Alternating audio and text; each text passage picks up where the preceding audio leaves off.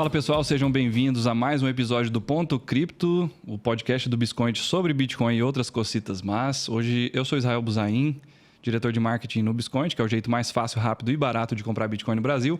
E hoje a gente vai fazer um episódio muito especial, por isso eu tenho ele aqui, o cantor do Linkin Park. Não, tô brincando, o Edson. Cantor do Linkin Park. Eu esqueci o nome dele, mas é por causa da touca aí eu quis fazer uma... É o... Nossa, qual é o Chester? É Chester? Não, o Chester...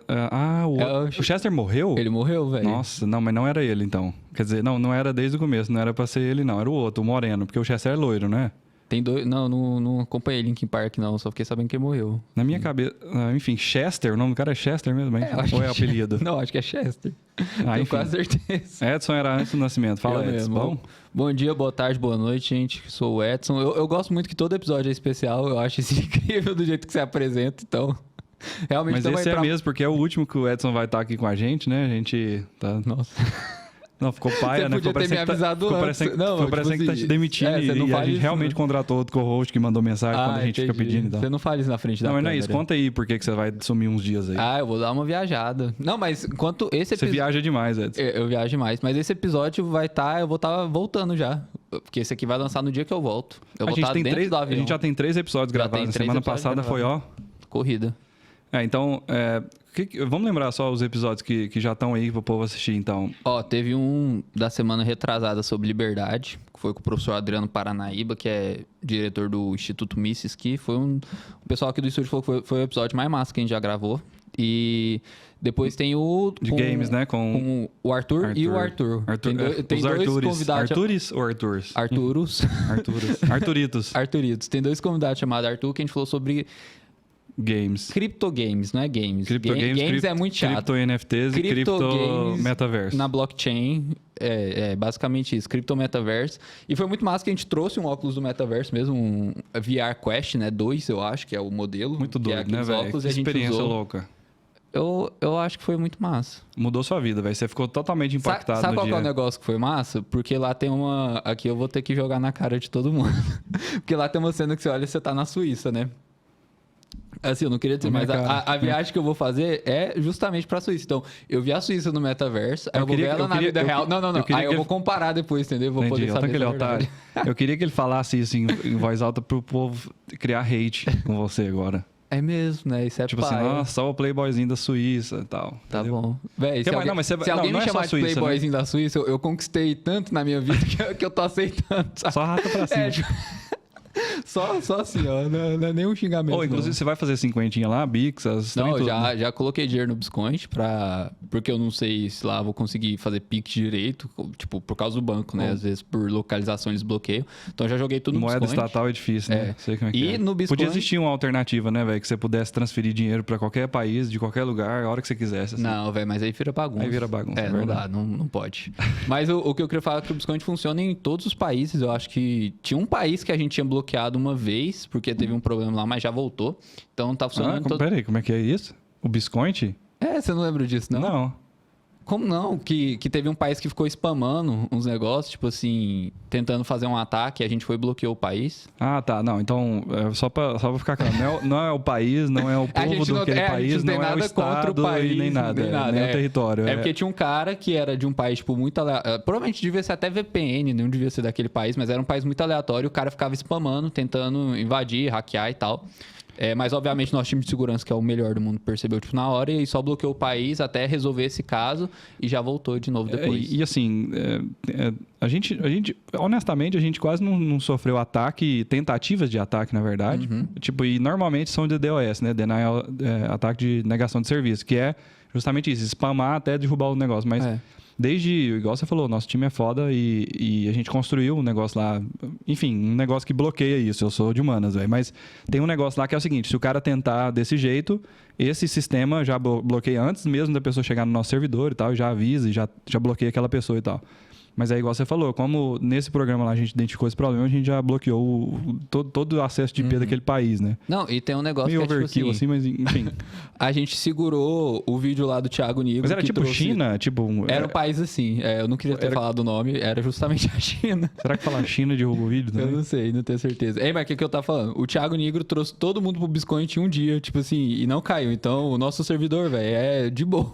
Se a gente tancou o Thiago Nigro, a gente segura qualquer hack do mundo, sabe? Só pra vocês terem ideia do que é isso, segurar o Thiago Nigro, é assim, ele falou da gente um dia lá e a gente ganhou, no mês a gente ganhou 54 mil usuários, mas no dia foi tipo um pico de 15 mil, 20 mil pessoas. Não é todo site que aguenta isso, E sabe? assim, ó, o nosso time de TI, mais uma vez, parabéns. E de suporte também, né? O time de suporte. O suporte também aguentou, explicou as coisas. Time de marketing também, obrigado. Opa! Ficamos lá e recebemos todo o crédito. É na isso. Época, alguém tem que receber o crédito. Qual era o time de marketing da época?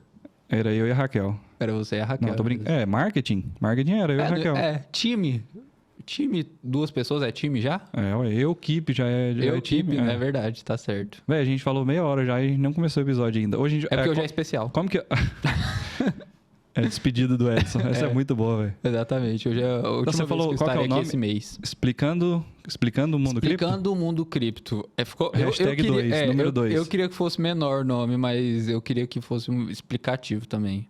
Se alguém tiver alguma ideia, inclusive a gente está aceitando, né? Para esse quadro. O que é? Vou explicar o que é o quadro. A gente vem aqui, a gente recebe muita pergunta no Instagram, no YouTube, gente que conversa com a gente na rua. Já teve vez que a gente respondeu pergunta aqui do pessoal do estúdio, então a gente junta essas perguntas tudo e vai respondendo de um jeito que fica mais fácil, assim, para entender. De um jeito que fica mais fácil, rápido e barato de entender. Tô brincando. É de graça, né? O podcast é de graça. Não mesmo. Tem como ser mais barato que isso aqui. Então, inclusive, se alguém tiver alguma dúvida, vai lá no nosso Instagram, provavelmente tem uma caixinha aberta agora em algum lugar, nos stories, quer dizer, né? Em algum lugar. Manda lá que quando o Edson voltar da Suíça, a gente pega a sua pergunta e responde. Questão de responder umas perguntas, tipo assim, oi gente, blockchain, não sei o quê, e aí tipo, Alpes suíços atrás de mim, sabe? Isso vai rolar, já tô deixando antecipado aqui, vai acontecer. Inclusive o Edson veio de carona comigo e ele falou assim, eu tô com muito medo de morrer hoje, ia ser muito azar, tipo, eu finalmente vou fazer uma viagem pela Europa, eu vou pra Suíça e eu morro um dia antes. Não, aí eu falei, não, eu tô dirigindo de boa. Não foi de boa, foi sem emoção. Foi tranquilo. Hoje você pegou leve. Mas tá bom, vamos começar então? Então vai. Quer enrolar mais? Não, eu tô de boa.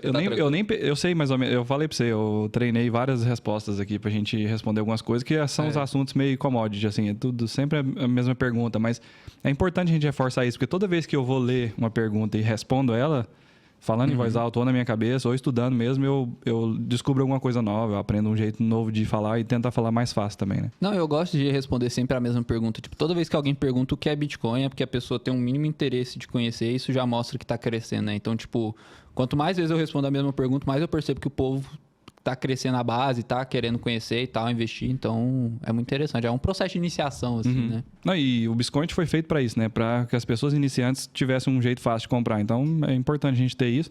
E todo dia chega Biscointer novo, né? E não adianta você ter um jeito fácil de comprar se a pessoa não sabe para que serve, né? Tipo assim, é muito fácil comprar Bitcoin, mas tipo, e aí, beleza? O que é Bitcoin em primeiro lugar? Por que eu tenho que comprar isso, né? Então, a gente tá aqui para te ajudar. Então é isso, a gente começa por onde? Uma das coisas que a gente falou que ia fazer hoje, ao invés de... A gente tem algumas perguntas mesmo que a gente vai responder, mas antes a gente vai definir alguns termos, não é isso? Exatamente, eu queria olhar uma coisa aqui também que a gente pode começar falando, que é da queda do Bitcoin, eu sei que quer falar sobre isso mais tarde, porque a gente vai ter que falar sobre isso. Subiu um pouquinho já hoje? Agora... Hoje tá caindo 1%, mas subiu um pouquinho desde... Porque amanheceu 32 e já tá 33, tipo isso, $1.000. É foda. Aí caiu pra 32? Caiu hoje. Nossa, eu não vi não, tava dormindo.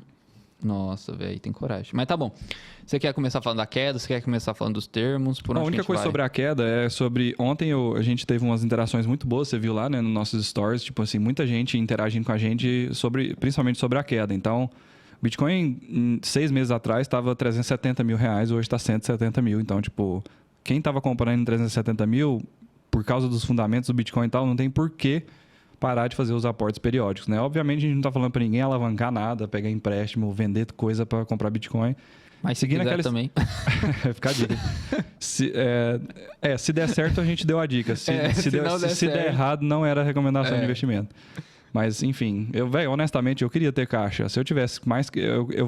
ao longo da queda, eu fui comprando, velho. Tipo, aí Aí não parou de cair, né? Esse que é o problema, você vai comprando e não para. Mas aí o que eu faço? Aí mês que vem cai mais dinheiro do salário e você separa uma parte para investir e uma parte daquele investimento, uma parte para cripto você compra. Nem que seja o 50 lá, eu tô fazendo isso normal. Eu acho que esse é o principal problema depois que eu conheci o Bitcoin e, tipo assim, eu queria comprar muito Bitcoin, porque eu realmente acredito que era esse negócio de caixa, sabe? Tipo assim, às vezes eu falo assim, eu vou separar dinheiro por mês. Aí tem uma queda, eu falo, velho, agora, eu só pego as fichas todas e entrego assim na mão do Bitcoin.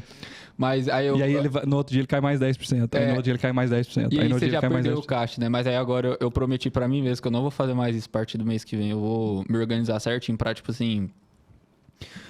Não tem... Porque eu percebi que eu realmente não acerto o fundo. Toda vez que eu falo, não, daqui não vai cair mais, não tem como, ele vai e fala, amigão. Mas o topo você já acertou algumas vezes. O topo engraçado, eu sempre compro. Se tiver no topo, velho, eu não erro.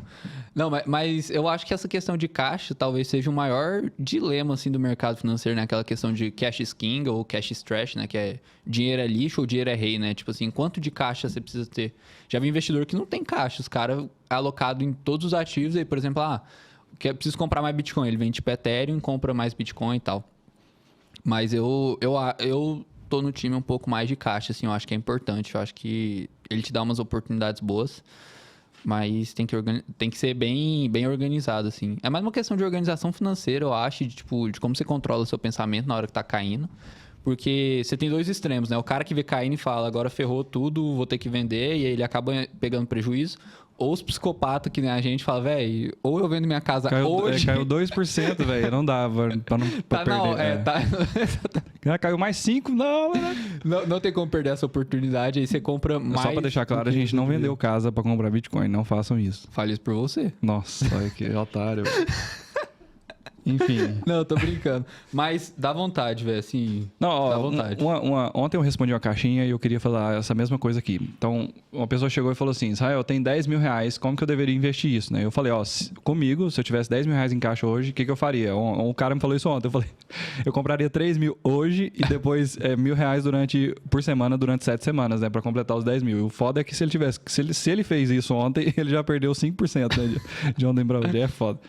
Mas o ponto é, volatilidade é vida. No caso do Bitcoin, você está pensando em um horizonte de longo prazo. A gente está falando de 4 anos, 5 anos. Então, vai acumulando Bitcoin, acumulando Satoshi na sua carteira. E eu ainda acho que eu fiz até um post lá no Bitcoin, tipo assim, falando, o que é longo prazo, né? Que a gente sempre fala. Mas, tipo assim, é muito pra cada um, né? Tipo assim, 2 semanas. No Bitcoin é 2 semanas. Não, no Bitcoin, tipo, um mês já mudou completamente o cenário, né? Mas eu falo assim... O que é longo prazo pro Israel? O que é longo prazo pra mim ou pra outra pessoa, né? Assim, tipo, 4 anos, você virar, tipo, pro Warren Buffett e falar assim, velho, 4 anos é longo prazo, ele cospe na sua cara. Ele cospe a coca dele na sua cara, sabe? Fala assim, seu idiota. Joga o McDonald's dele, né? Essa imagem dele é ruim, né? A gente tem bem específico, né? Mas, tipo assim, eu acho que... Mas, inclusive, foi por isso que eu como McDonald's quase todo dia, velho. Porque o Warren Buffett come, ele é o mais rico do mundo, um dos homens mais ricos do mundo. E tem 80 e 90 anos, 91. É, por aí. Ele tem 89. Comer McDonald's, tomar Coca-Cola... É o caminho, né? É o caminho. Assim, eu queria dizer que o Elon Musk, você viu que a ex-esposa dele deu uma entrevista, ela falou assim, ele só come pasta de amendoim durante 2 semanas porque ele não compra comida. Então, tipo, ele é o homem mais rico do mundo. O Warren Buffett tá em 5º lugar. Então, talvez a diferença é, tipo, a Coca. Tipo assim, não beba Coca e não coma McDonald's. Não se alimente e você vai ser o homem mais rico do mundo. É isso. É o caminho, velho. Foi o que eu peguei dessa história. Aí ela falando, tipo assim, não, ele mora como se ele fosse mendigo, tipo assim... Ele mora na casa dos amigos, né? Mora em casa de amigo, casa alugada, ele não tem casa... Velho, psicopata. Não, mas isso aí é barulho também, velho. O cara é marqueteiro, né, velho? Não confia em marqueteiro, tipo só assim, em mim. Tem um nível que talvez a pessoa seja, tipo, diferente. Mas tem um nível, parece que é quando ela é excêntrica, que isso não afeta tanto, né? Tipo assim, um cara, eu tenho uma mentalidade de, tipo, gastar menos pra poder ganhar mais dinheiro e tal, beleza. Mas quando o cara, tipo, passa de uma linha, que eu não sei qual que é a linha perfeita, mas ele passa de uma linha que ele, tipo, come pasta de amendoim, saca? E já não faz bem, né? Tipo assim, mesmo que ele seja o homem mais rico do mundo, né? Sei lá... Não, é assim, eu tô falando que é barulho porque é o seguinte, o negócio de, só come pasta de amendoim, ou então, mora na casa dos amigos. Tipo, velho, ele tem família, ele tem filho, eu tenho certeza que eles têm uma casa, por exemplo. Ele não tem filho, ele tem 8 filhos. 8? É. Com várias... Pô, inclusive, tá rolando um negócio de Amber Heard contra Johnny Depp aí, parece que ela já foi namorada do Elon Musk, né? Foi. Mas eles não têm filho junto, não. Não, eu já não... Essa fofoca eu não peguei, não. Mas exatamente. Eu ia falar assim, a Amber tá muito gananciosa, não dá não? Tipo assim, ela já tem um filho com o cara mais rico do mundo e ainda quer arrancar um monte de Johnny Depp também e tal. Você tá defendendo um lado aqui de um processo que tá acontecendo. De jeito nenhum. Eu vou perguntar pro povo assim, ó. Johnny Depp ou vocês estão do lado no time Amber ou no time Johnny? Johnny Depp, é isso. Tá certo. Eu não tenho ideia do que a gente tava falando antes disso aqui. Como investir $10 mil. A gente chegou no Elon Musk. Como transformar $10 mil em um Elon Musk. É, tipo isso. Não, mas o que eu ia falar, o cara comprou ontem, você deu a recomendação, ele perdeu 5%, por exemplo. Mas, tipo assim, 5%, velho, não representa absolutamente nada no gráfico do Bitcoin quando você dá o zoom out, que você fala, né? Quando multiplica olha... 20 vezes em 2021, velho, em 2020 é tipo 10%, 50%, 90% de queda. É tipo isso. Tipo, não representa nada, saca? O que eu falaria talvez a mesma coisa pra esse cara, mas eu acho que o mais importante é ele manter essa acumulação. Então, tipo, ele ir além desses $10 mil mais pra frente, sabe? Tipo assim, ele manter essa regularidade e tal, e tentar acumular o máximo possível antes de 2024. Eu acho que essa tinha que ser a meta, tipo... Eu queria ter... Eu estabeleci isso como meta, tipo... Sabe aquela meta que eu não sei se vai rolar, mas se rolar, beleza? Que é, tipo, ter um Bitcoin antes de 2024. Eu queria que isso fosse... Que isso desse certo, saca? Porque aí, velho... Tipo, tá... Eu não vou garantir aqui, mas eu teria confiança de que eu estaria feito, assim. Eu acho que não ia precisar de muito mais, sabe? Um Bitcoin antes de 2024. Então fica a dica aí, ó. Até o final do episódio a gente vai falar sobre isso. Por que é 2024, no negócio de halving e tal. A gente vai passando por algumas definições aqui. Até o final, o Edson vai explicar por que você tem que ter um Bitcoin até 2024 pra você ficar rico o resto da vida, é isso? Bitcoin vai bater quantos milhões de dólares pra acontecer isso? Porque, igual você falou, dependendo pra uma pessoa... Depende do estilo de vida da pessoa, né? E depende do que ela acredita no Bitcoin. Por exemplo, eu não quero pessoa vender... que viaja pra Suíça, por exemplo... Ela tem um custo de vida mais alto, realmente. Você precisa de mais de um Bitcoin. Eu acho que eu vou mudar a minha meta. Eu vou colocar uns 2, 3 por aí. Não, eu tô brincando. Mas o negócio talvez não vai dar pra você viver e tal, mas acho que você vai ter uma reserva, um dinheiro disponível muito bom, assim, muito interessante. Não precisa vender também, né? Você pode manter pro próximo halving, multiplicar mais vezes também. Mas bora, então. Primeiro, eu vou te fazer uma pergunta aqui. Antes da gente começar... Com as definições? Com as definições, eu quero te fazer uma pergunta. Ixi. Teve um cara que, já que você tá dando recomendação de investimento agora, você não liga pra CVM, você não se importa com mais nada, então, assim, vamos botar o pé na jaca, ó. Recomenda vender tudo de Ethereum e passar tudo pra Bitcoin? O cara fez essa pergunta. Eu tentei ver o contexto da caixinha dele, que ele mandou outra. Pelo que eu entendi, ele confia mais no Bitcoin, algumas assim, tava alocado em Ethereum, e ele viu essa queda, ele quer vender tudo de Ethereum e comprar Bitcoin. Sim. Cara, tô brincando. Eu Nossa, esperava essa foi uma muito boa. explicação melhor e tal, mas beleza. Continua. Não, tô brincando. Eu vi essa pergunta ontem. Tipo assim, a gente fala muito sobre a estratégia de método 80-20, assim, né? Tipo, se eu estiver começando a investir em criptomoeda, eu vou alocar Bitcoin até eu ter uma quantidade confortável, assim. Eu não sei quanto que é isso. Igual você falou, depende muito da pessoa e tal. Uhum. Mas se a pessoa achar... E uma coisa que é importante a gente saber, né? O Bitcoin e Ethereum são duas coisas separadas, diferentes, elas não concorrem entre si. O Bitcoin está competindo com o mercado que é de reserva de valor, dólar e ouro, hoje em dia, como status de moeda de reserva de valor de longo prazo. E o Ethereum está brigando, esse movimento DeFi todo que derivou do Ethereum sobre computação em blockchain, então descentralizada. Ela está competindo pelo mercado que é do sistema financeiro mesmo, né? Dos bancos e das instituições financeiras, das fintechs e tal. Então, e depois, obviamente, games, entretenimento, através de NFTs, assim, tem todo um mercado sendo construído nisso. Então, são duas coisas separadas, por isso que eu acho que faz sentido a pessoa ter as duas coisas. Eu acho, e a gente já conversou sobre isso, tem vários erros que a gente comete por causa de ser radical demais. Então, tipo, vender todos os Ethereum e comprar Bitcoin? Não sei se é o melhor vender 100% e tal. Mas, enfim, se eu ver o Bitcoin do preço que está hoje e eu tivesse a oportunidade de fazer caixa com outra coisa e alocar em Bitcoin, provavelmente eu faria isso. Mas o que é o problema? O Ethereum também caiu tanto quanto o Bitcoin. Então, você teria que realizar um prejuízo no Ethereum e tal.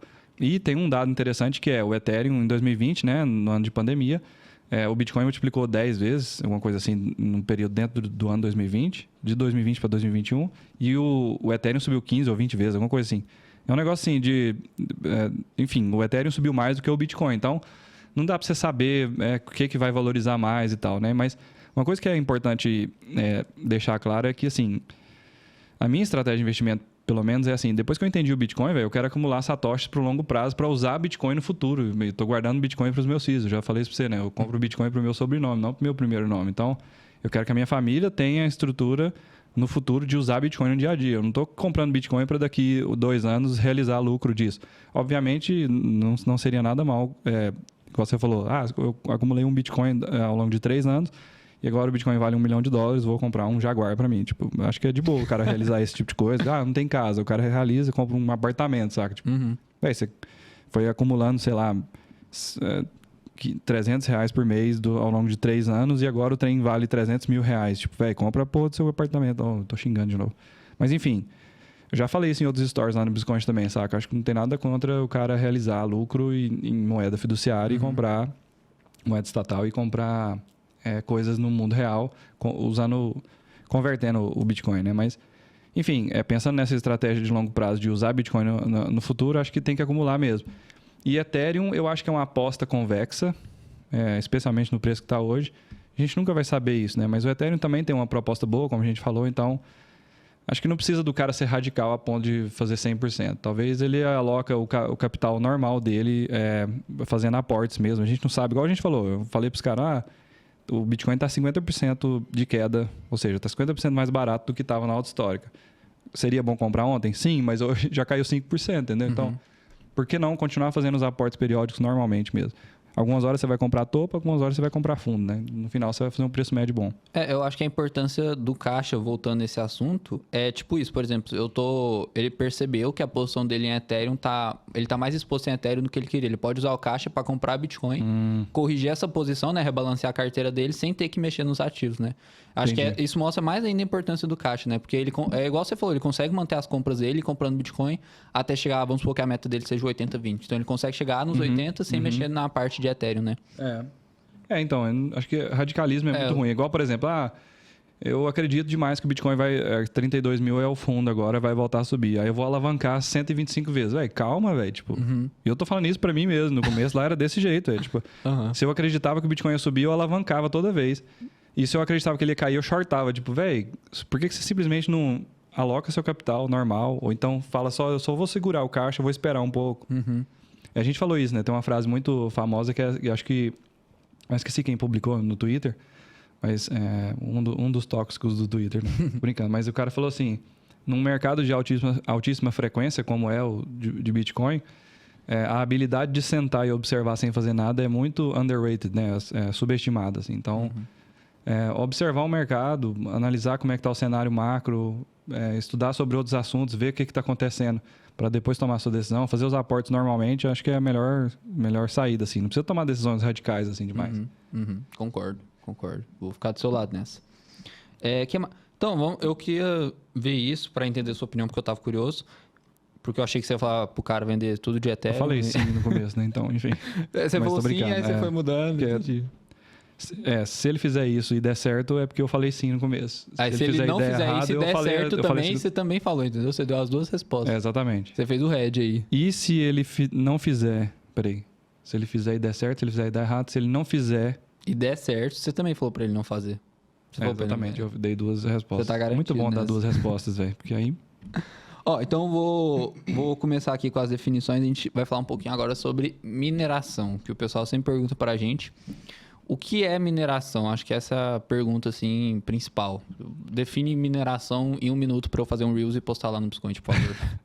O Satoshi criou o Bitcoin para ser um dinheiro eletrônico ponto a ponto. Ou seja, eu posso mandar dinheiro para o Edson sem precisar confiar no intermediário. Às vezes a gente até já falou isso errado algumas vezes, assim. Sem precisar de intermediário. Na verdade, você acaba precisando, a gente vai entrar nisso em seguida, mas você não precisa confiar nesse intermediário, né? Tá todo mundo ali com incentivos alinhados para fazer uma rede saudável, ela já é protegida por software e todo mundo está visando lucro. Então, eu quero transferir dinheiro para o Edson e aí não tem ninguém que me impede de fazer essa transação. Eu abro minha carteira, transfiro para o seu endereço, essa transação já está propagada na rede que a gente fala. A gente criou a transação, assinou ela com a minha chave privada e eu propaguei essa transação na rede. O que acontece a partir daí? Eu e você sabemos que essa transação foi feita, mas a rede inteira, ou seja, todos os nós que estão conectados na rede Bitcoin, eles não sabem ainda que essa transação é verdadeira, porque ela não foi confirmada. E aí a gente entra na parte de mineração, né? O minerador, o que é o minerador, né? Não é uma pessoa que vai tentar encontrar Bitcoins que já existem. A gente já comentou sobre isso, né? Mineração, na verdade, não é encontrar Bitcoins que existem.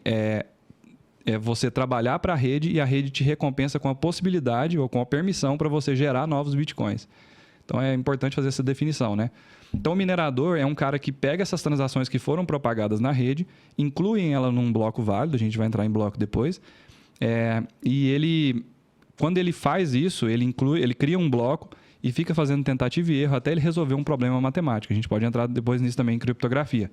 Mas quando ele descobre a conta para aquilo, para uma resolução, uma solução para esse problema matemático, ele envia isso para a rede, todos os nós da rede, todos os mineradores e todos os nós da rede analisam aquilo lá, fazem a conta reversa e falam, beleza, esse número é ok, está válido dentro do protocolo. E a partir daquele momento, aquele cara ganha o direito de emitir novos bitcoins. E aí, essa recompensa, essa criação de novos bitcoins, hoje está em 6,25, né? Uhum, isso. E aí, a cada 4 anos, por isso que você estava falando de 2024, né? Por isso que eu falei que a gente ia falar depois. A cada 4 anos, essa recompensa muda automaticamente. O próprio software do Bitcoin já foi criado assim. Então, lá atrás, em 2009, era 50 bitcoins. Depois de 4 anos, foi para 25 bitcoins. Uhum. Depois para 12,5. E agora 6,25. E daqui, em 2024, vai cortar pela metade. Achei que você ia continuar a conta, eu queria ver até onde você ia, mas... Peraí, 6,25 vai para 3,75? Não, 3,125, eu acho. 3,125, exatamente. Eu cheguei nessa uma vez, mas depois ela não deu. Aí é foda. Não rola. Não, mas dá pra fazer, porque 12,5 dá 6,25. Então é 1,5 mais 0,625. Nossa. Não rola. Só continua. Calculadora, enfim. Então, a cada 4 anos tem essa queda pela metade da recompensa, que chama halving, né? Que é tipo cortar no half, que é a metade. Então. É daí que. Não. Eu nunca tinha entendido por que era esse 3 nome. anos. Tipo assim, ó. Porque half, né? Half. Só que em inglês o F vira V quando você coloca alguma coisa depois. Quando vira. Peraí. Não, quando vira qualquer coisa. Half é porque, tipo assim, um substantivo, scarf, né? por exemplo, que é cachecol. Half é substantivo? Quando você coloca ele no plural, vira scarves, com V, entendeu? Então sempre tem alguma coisa depois do F, vai virar um V. Mas são palavras que terminam com F? Vira V depois. Todas? Deixa eu pensar. Não, se você acrescentar alguma coisa... coisa... Por exemplo, na Frozen tem o Olaf. Se fossem vários Olafs, ia ser Olavs. Olavs, exatamente. Então, cultura Disney aí pra você. E inglês aqui, aula gratuita também. Então é isso, halving é de half, o corte pela metade. Nossa, eu não sabia disso mesmo. Eu sempre tentava entender de onde... Por que eu nunca pesquisei isso também, né? Besteira. Você já tem muita coisa. A gente tá fazendo essa definição. Que a gente nunca vai atrás, né? Tipo assim. Tem essa definição, esse quadro de definição que é super importante e a gente vai ter conteúdo pro resto da vida. Esse é o episódio número 2 desse quadro, né? Então, tipo, tem muita coisa pra gente definir e falar. Tanto é que a gente perdeu 10 minutos até agora pra falar só sobre mineração. E eu acho que eu nem era pra ser um Reels de 1 minuto, né? Eu acho que não vai rolar o Reels.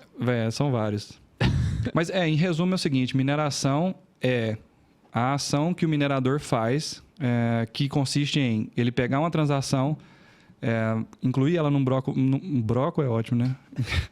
E morreu o menino. Nossa, velho. Entrou no buraco errado aí. Quase saiu pelo nariz, sabe? Eu falei broco? Por que eu falei broco? Primeiro você falou dicionário, que você falou mineração. É a ação do que o minerador faz. E é verdade. Aquela definição de dicionário. Mas eu completei, eu falei. Que consiste em... Aí você vai lá no minerador. Aquele que faz a mineração. Loop infinito e não define nada. Nossa, velho, eu engasguei muito. Morreu. Aí, ó, velho, você tá lutando contra... A mineração? Aí, ó. Ó, viu? Aí, é a voz de Deus falando. Tipo... Israel, credo. Não vou mentir que eu dei uma a voz do Cid Moreira no ouvido. Responde aí que então, o Thiago perguntou aqui se mineração é feita automaticamente. O que acontece?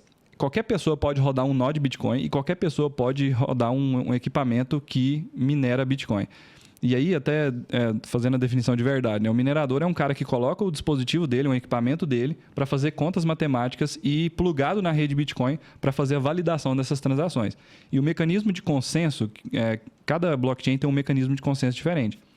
Algumas delas têm um sistema diferente para esses validadores. Os caras têm que, chama Proof of Stake, por exemplo, o cara tem que armazenar uma quantidade da moeda X e aí, por isso, ele tem direito a validar as transações e tal. No caso do Bitcoin, é Proof of Work, né? Prova de trabalho. Então, o cara tem que provar que ele gastou energia e processamento para achar aquela conta matemática. Só fala o que é o mecanismo de consenso, a definição, assim, porque eu acho que ficou um pouco meio embaralhado. Então, é assim, quando você cria uma blockchain, e aí o Satoshi começou isso, né? Ele criou o primeiro e depois outras blockchains foram fazendo isso. Então, quando o cara cria uma blockchain nova, ele define qual que é o mecanismo de consenso da rede para validação de transações. Então, assim, igual eu tô falando, né? Na blockchain do Bitcoin, o mecanismo que eles definiram foi prova de trabalho. Então, consiste em, para um cara ter o direito de confirmar transações e, por consequência, ganhar a recompensa de criar novos Bitcoins, ele tem que provar que ele despendeu uma quantidade X de energia, porque a dificuldade para encontrar aquela solução para aquele problema matemático exige o gasto de energia X. Outros mecanismos de consenso, eu falei agora, né? Proof of Staking, por exemplo, Proof of Stake, né? O validador, ao invés dele ter que gastar energia e provar com a prova de trabalho, ou prova de dispêndio de energia, ele só fala o seguinte: eu tenho tantos X moedas aqui dentro dessa rede, elas estão travadas nesse sistema aqui dentro da rede, e isso me permite ser um validador da rede. É simplesmente desse jeito. Então, cada blockchain pode adotar um mecanismo de consenso da rede para aprovar a validação feita por um validador, né? Por um minerador, por exemplo. Então, cada blockchain adota um. Então, no Bitcoin é isso, uma prova de trabalho, né? E aí a pergunta foi se isso é feito de forma automática. É tudo feito por software. Hoje em dia já tem vários softwares plugados em hardware específico para isso, né? Então, já é bem automatizado.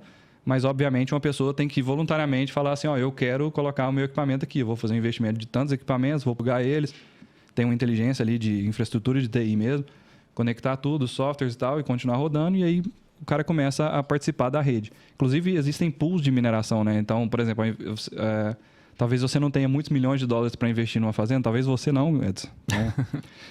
Gastando dinheiro tudo. Depois eu te levo lá na minha fazenda de mineração para você conhecer. Aí é foda. Lá na Argentina. Mas enfim, se você não tiver milhões de dólares para criar a sua própria fazenda de mineração, você pode comprar um equipamento, por exemplo, e plugar ele numa pool de mineração. Né? Então, um cara organiza um marketplace que conecta várias pessoas assim, como se fosse um marketplace, né? Ele conecta um monte de máquinas e concentra toda essa energia, esse poder de processamento num nó só. Porque aí, se esse nó conseguir resolver o problema matemático usando esse processamento compartilhado, ele distribui a recompensa para todo mundo proporcional à quantidade de poder que aquele cara tem, que a gente chama de hash power, né? Que é a quantidade de hashes que esse equipamento consegue produzir por segundo. Eu sei que esse assunto é muito técnico, a gente consegue aprofundar muito se a gente quiser, mas é meio desnecessário, para falar a verdade, assim, especialmente para mim, que sou de humanas, foi muito difícil aprofundar muito nesse tema e, assim, acaba tendo uma certa, um grau de confiança, né? Você confia nas pessoas que estão te explicando as coisas, mas se você quiser, o bonito é isso, né? A gente fala da expressão trust, don't verify, que na verdade é o contrário, né? Verify, don't trust, né? Então, verifique, nunca acredite, né? Faça a sua própria pesquisa e tal. Então, se a pessoa quiser aprofundar, ela vai ter todas essas informações na internet, ela pode entrar até no Satoshi, como a gente diz, né? No último dígitozinho do hash, ela vai entender como é que é a parte matemática disso. Mas eu acho que isso vale mais a pena para uma pessoa que pensa em investir nessa área, né? Tipo assim, você não precisa entender tanto de mineração para investir em Bitcoin. Eu acho que você só vai ter um conhecimento que você não vai usar para muita coisa, né? Não vai mudar a sua vida, assim, eu acho. Mas eu acho que essa parte a pessoa precisa saber mineração mesmo, assim, que é a pergunta inicial, a definição, né? Tipo, com certeza. O que é mineração, né? Então, quando eu mando Bitcoin para o Edson, eu propago essa transação na rede e essa transação, para ela ser válida por todos os participantes da rede, ela precisa ser confirmada por um minerador. E esse minerador é esse cara que coloca o equipamento dele para tentar achar a solução desse problema matemático. Quando ele encontra, a rede permite ele incluir um novo bloco e ela recompensa ele com a possibilidade de criar novos Bitcoins. Então, esse que é o processo de mineração, né? O que é na prática mesmo? O minerador pega essa transação, então, por exemplo, vamos supor que o meu endereço A tem 1 Bitcoin e o seu endereço B não tem nenhum Bitcoin. Você acabou de criar um endereço novo, criou sua chave privada, armazenou ela, e aí eu quero te mandar meio Bitcoin. Então, eu transfiro meio Bitcoin e essa transação já está propagada. O que o minerador faz? Ele pega essa transação e inclui num bloco válido. E aí toda a rede vai validar e a partir daquele momento, quando ela tem uma confirmação na rede, ou seja, tem um bloco válido na blockchain, nessa cadeia de blocos, que está dizendo o endereço A do Israel tinha 1 Bitcoin, agora ele tem meio Bitcoin, e o endereço B do Edson, que tinha 0, agora tem meio Bitcoin. E aí, a partir daí, todo mundo sabe, na rede inteira, todo mundo pega aquele bloco, aceita como válido e expande, começa a trabalhar a partir dali, né, para um novo bloco, para continuar essa cadeia de blocos. Mas o importante é que essa transação só é válida mesmo depois que a rede confirmou ela, né? Apesar de que num determinado nível, num determinado grau assim, você, por exemplo, eu sou um cara confiável para você e você é para mim. Quando eu criei essa transação para você, você já pode dar ela como válida, de certa forma. Mas uma confirmação hoje em dia já é suficiente para você saber assim, nossa, a transação está escrita num bloco de Bitcoin, é praticamente, virtualmente impossível você reverter ela. Então, uma confirmação é isso. O minerador pega a sua transação, inclui num bloco válido, recebe a recompensa e aquele bloco contém a sua transação. Então, a partir daquele momento, toda a rede sabe que você transferiu, que eu transferi aqueles bitcoins e você recebeu eles. Muito massa. Eu li um texto uma vez do... Não sei se é Gigi ou Gigi. Sabe aquele cara do Twitter? Não. Não conhece? Acho que é Gigi. Só que eu não posso estar falando errado o nome dele, porque acho que ele é de outro país. De outro país, viu? Broco, país. Depois de Broco, o país tá muito de boa. E ele é mais filosófico, assim, tal, mas ele... Eu não vou entrar muito assim, mas ele falava que Bitcoin é discurso e matemática, né? E por que o Bitcoin ele não pode ser banido? Porque você não consegue banir o discurso, você não consegue banir pensamento. Então, eu posso decorar minhas chaves privadas na minha cabeça, você não consegue banir isso. Doido. E você consegue fazer uma transação de Bitcoin, igual o Israel falou.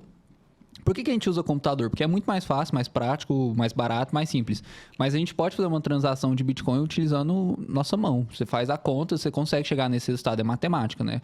Qualquer pessoa que consegue utilizar a matemática bem, ao contrário de nós dois, conseguiria fazer isso, né? Sim, não facilmente, demoraria muito, bastante. Então, e mesmo por isso assim, que não vale a pena. E mesmo assim, você precisa de um computador, porque você precisa... Porque como o Bitcoin você não precisa de um computador, você precisa... espalhar a informação. Esse que é o negócio. Tipo assim, eu preciso que toda a rede saiba. A gente usa a internet, porque é o jeito mais fácil hoje. Mas pode ser que daqui a uns anos tenha um jeito mais fácil de se comunicar do que a internet. Entendi. E aí eu propago na rede. Aí foi filosófico entendeu? mesmo. É por isso que é discurso, entendeu? Você precisa propagar uma informação em matemática. Então não tem como eu banir o discurso do mundo, não tem como eu banir a matemática. Entendi o que você está falando. Assim, num cenário que não existisse... informática, tecnologia e internet, você poderia ainda ter um nível de... Porque é criptografia, né? Exatamente. Entendi. O computador ajuda a ser mais rápido as coisas. Exatamente. E conforme você foi falando e dando a descrição de mineração, eu fui lembrando o texto. E aí você falava, não sei o que... Nossa, isso é matemática, isso é discurso. Isso é matemática, isso é discurso. E não foge disso. Então, realmente... E aí eu fiquei lembrando... Aí veio o Michael Saylor falando, Bitcoin é energia. Aí prova de trabalho, energia. Eu fiquei pensando, tá? Eu dei uma filosofada aqui. Mas eu... É, muito louco. Não, e é verdade mesmo, assim, ó... Criptografia, na verdade, é assim...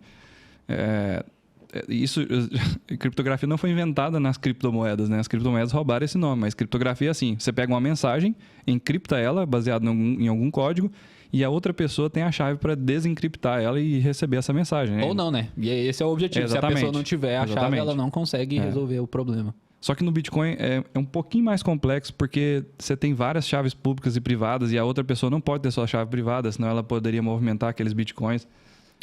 É uma criptografia nível tipo militar, né? Mais avançada que a gente fala. Mas a base continua sendo criptografia essa. Você tem um segredo que esse segredo resolve dois problemas, né? Então, só quem tem acesso ao segredo, que é a chave privada, que é as 12 palavras, né? Que a gente sempre fala. Por isso que a gente fala, né? Se alguém tem as suas 12 palavras, não quer dizer que aquela pessoa tem acesso aos seus bitcoins. Aquela pessoa tem os seus bitcoins. Essa que é a importância de armazenar, né? Não é que ela possivelmente pode pegar. Ela tem acesso àquilo lá, já é dela, assim. Quem tem suas 12 palavras tem os seus bitcoins, né? Por isso que a gente fala tanto sobre segurança, sobre armazenamento, sobre como cuidar da sua carteira, né? Então, é criptografia e é lindo. É bonito, velho. É tipo, bonito. E eu ia falar um negócio de mineração, mas eu acho que é importante a gente falar isso que você mencionou agora, sobre... tipo assim, os bitcoins é uma coisa que eu queria ter falado. Eu não sei se tem uma pergunta aí, uma definição sobre blockchain, mas... Tem. O que é blockchain, né?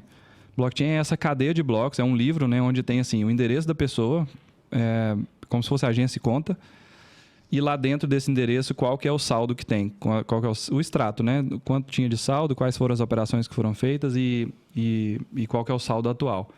Então, na blockchain, na cadeia de blocos lá, tem lá 700 mil blocos, alguma coisa assim. Então, desde 2009, vem vindo um bloco atrás do outro, completando essa cadeia de blocos, né? E o que é interessante é o seguinte, os bitcoins nunca estão na sua carteira mesmo. Acho que tem uma pergunta aí sobre definição de carteira também, né? Uhum. O que é a wallet que a gente fala, ou a carteira, né? E aí, uma definição que eu aprendi com o nosso CTO, o Thiago, né? Ele falou, não deveria chamar carteira, deveria chamar chaveiro, porque você só tem acesso às chaves ali dentro, né? Os bitcoins não ficam armazenados ali.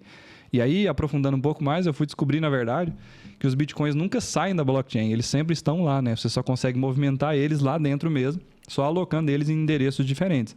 E, obviamente, o endereço, que é a chave pública, ele é acessível para qualquer pessoa, você pode mandar bitcoin para lá para qualquer hora que você quiser, mas somente a pessoa que tem a chave privada daquela chave pública consegue enviar daquele endereço para outro endereço. Então é interessante essa definição, porque às vezes a gente fala e a gente usa essa nomenclatura para ficar mais fácil a analogia de entender e tal, de manter seus bitcoins na sua própria carteira. Mas o que você mantém mesmo é no endereço que você controla com a sua chave privada, né? E as carteiras, as wallets, na verdade, são os chaveiros onde você armazena as chaves, né? Eu falava que as carteiras são janelas para você visualizar a blockchain, né? Porque ela nada mais é do que um software que facilita você armazenar e utilizar esses endereços, né? Então, tipo... Você analisa, você vê a chave pública lá dentro. Exatamente, você consegue fazer de um jeito mais fácil do que se você fosse mesmo lá na blockchain e tal, encontrar a sua chave pública e entender como que movimenta ela, né? Então, a carteira é um software facilitador para... Então, por isso que eu sempre falo, o pessoal pergunta, qual carteira que eu uso e tal. Fala assim, usa uma não custodial, não sei se a gente vai entrar nesse assunto, ou de custódia própria, né? Mas sempre procurar que seja mais fácil de utilizar, assim, mais confiável, né? Que outras pessoas recomendem, que você já tenha ouvido falar, mas que seja mais fácil, porque basicamente a função de uma carteira é transformar a usabilidade do Bitcoin numa coisa fácil do dia a dia, né? Então, quanto mais fácil for, mais o pessoal vai utilizando e tudo mais. É muito doido. E uma analogia que eu já fiz uma vez também, eu não sei se eu cheguei a comentar com você, mas é assim, ó. A blockchain, ela é similar ao seguinte, você já viu em alguns filmes que você entra no banco e aí você vai andando até uma salinha lá no fundo junto com o gerente, aí ele abre uma grade e aí lá dentro tem várias caixas, tipo como se fossem caixas postais. Filme? Você acha que eu guardo meus bitcoins onde? Enfim, mas você sabe o que eu tô falando, né? Tipo, abre um caixa forte assim, normalmente é uma porta redondona grande. E aí parece umas caixas postal, tipo assim. Exatamente. Né? Aí cada caixa tem uma chave lá que... Às vezes a pessoa tem uma chave, ou sei lá, um agente secreto achou essa chave, ele chega e o gerente entra junto, eles abrem junto e lá dentro tem alguma coisa. E é mais ou menos assim, acho que é uma analogia legal de fazer, que a blockchain está lá e aí você chega e você só dá a ordem para, tira daquela caixa postal e põe na outra. Então, para depositar, você não precisa abrir a caixa postal, né? Entendeu? Então, na minha, eu abro ela, então eu tenho a chave privada, eu consigo movimentar, então eu mando o cara que está lá dentro, o guarda que está dentro do cofre, eu falo assim para ele, então minerador, tira bitcoins dessa aqui, a transação já está assinada, e joga dentro dessa outra caixa postal aqui, né? Então, e aí você não precisa abrir a outra, né? Exatamente. Seria a chave privada. Você não precisa da chave privada, só precisa da pública para saber em qual caixa postal que você vai depositar aquele dinheiro, né? Então, é uma analogia massa, assim. Nossa, eu gostei disso aí, hein? Dá para criar uns negócios massa. Eu criei um jogo também na minha cabeça, ainda não tá pronto, mas... Quer dizer, tá pronto na minha cabeça. É a ideia bilionária? Essa é. Então não conta. Não, eu só vou falar o que é, mas não vou falar como. Entendi. Que é assim, é um joguinho de tabuleiro mostrando como é que funciona Bitcoin. Enfim. Não, isso aí eu vou precisar de mais coisa depois. Então, exatamente. O segredo eu não vou revelar. Se a Estrela quiser entrar em contato com a gente, tipo a Grow, qualquer... Mattel também, estamos disponíveis. É tipo isso. E vou te falar. Tá aí o segredo bilionário que a gente vai fazer. Mas é tipo assim, eu só queria que... Se tiver 4 pessoas... eu lembro de ter feito a conta, o mínimo seria 4 pessoas. Porque teria que ser 2 pessoas para transferir, uma pessoa para minerar e uma pessoa só para ser o nó, ou nem precisa. Acho que é só 2 pessoas e um minerador. Um banco imobiliário, só que... Porque o banco imobiliário antes era com dinheirinho, eles fizeram o banco imobiliário de cartão de crédito e agora tem que ter o de Bitcoin. Tipo assim, é o caminho natural das coisas. Seria massa, né? Não, eles estão demorando muito já. Só que banco imobiliário é muito boomer, porque... E tipo, velho, eu sou fãzaço de banco imobiliário. Eu sou meio boomer, né? Não, pode mudar. Ao invés de ser, tipo assim, você comprar uma rua do Brasil, você compra, tipo assim, um trem no Silicon Valley, por exemplo. Aí já vira menos boomer, não? Tipo assim... uma casa em Dubai. Uns trem assim mais massa, né? Tipo assim... Singapura. Tipo, Higienópolis. Eu lembro quando eu jogava, Higienópolis era o mais caro de todos. Eu não quero Higienópolis, eu quero um trem mais massa. Tem banco imobiliário Brasil? Tem, né? Vieira Solto, não sei o quê. Todo banco imobiliário é do Brasil, uai. Chama Banco Imobiliário. Que é do Brasil. O lá de fora é o Monopoly. Então, mas como é que é no Monopoly? Tem, tipo, Times Square, alguma coisa assim? Eu nunca joguei o Monopoly, ele era outro... Vamos comprar esse trem pra ver como é que é. Bora. Não, só entrar no YouTube e ver de graça, né? Muito mais barato. Mas eu acho que o Monopoly, pelo que eu sei, ele não é brasileiro, assim, é lá de fora, né? Então, mas aí ele tem as... Então, mas é tipo um... Será que é mais imobiliário? Porque no Banco Imobiliário Brasileiro, igual você falou, assim, tem as ruas das cidades e tal, então é mais baseado em imóveis mesmo. Mas no Monopoly eu não tenho certeza se é. Por que chama Banco Imobiliário? Não sei, acho que é porque aqui só... Como a gente é meio atrasado, não era tão... Naquela época não era tão industrializado, quer dizer, continua a mesma coisa.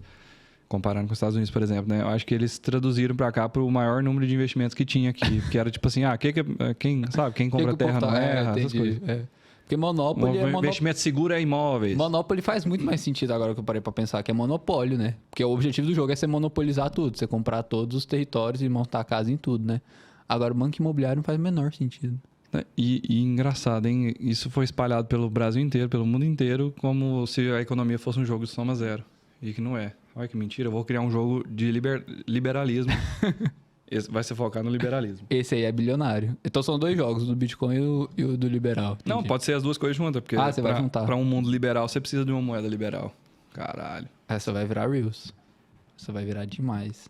Mas tá bom, bora pra próxima. Eu filosofo aqui, eu fico viajando. Você lembra? Você viu? A gente foi conversar com os meninos do estúdio aqui, a gente ficou 40 minutos falando sobre... A gente tem que começar a andar com o microfone de lapela pra gravar Você não tudo tem coragem, que a gente fala. Gary Vee. Tipo assim, é Gary... Exatamente. Documentar tudo. Eu já te falei isso, velho. Gravar tudo. O problema é... Tem uns 20% ali que seria bom outras pessoas não saberem o que a gente tava falando. Gotta be happy. Don't you wanna be happy? É. Pô, sabe quem parece demais o Gary Vee? O Monkey, velho. Ele é do igualzinho. Grupo Igualzinho. Ele é igualzinho. Abraço, Parece Monkey. mesmo. Abraço.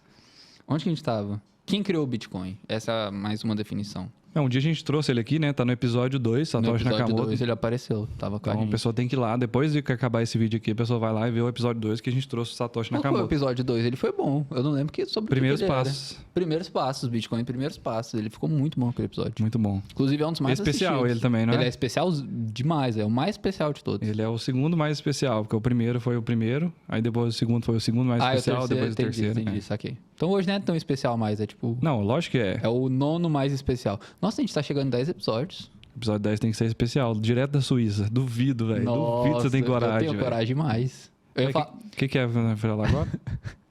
Quem que criou o Bitcoin? Quem criou o Bitcoin. Inclusive, talvez você esbarra com ele lá e nem vai saber, velho. Eu não sei se o Satoshi tá vivo ainda, mas enfim.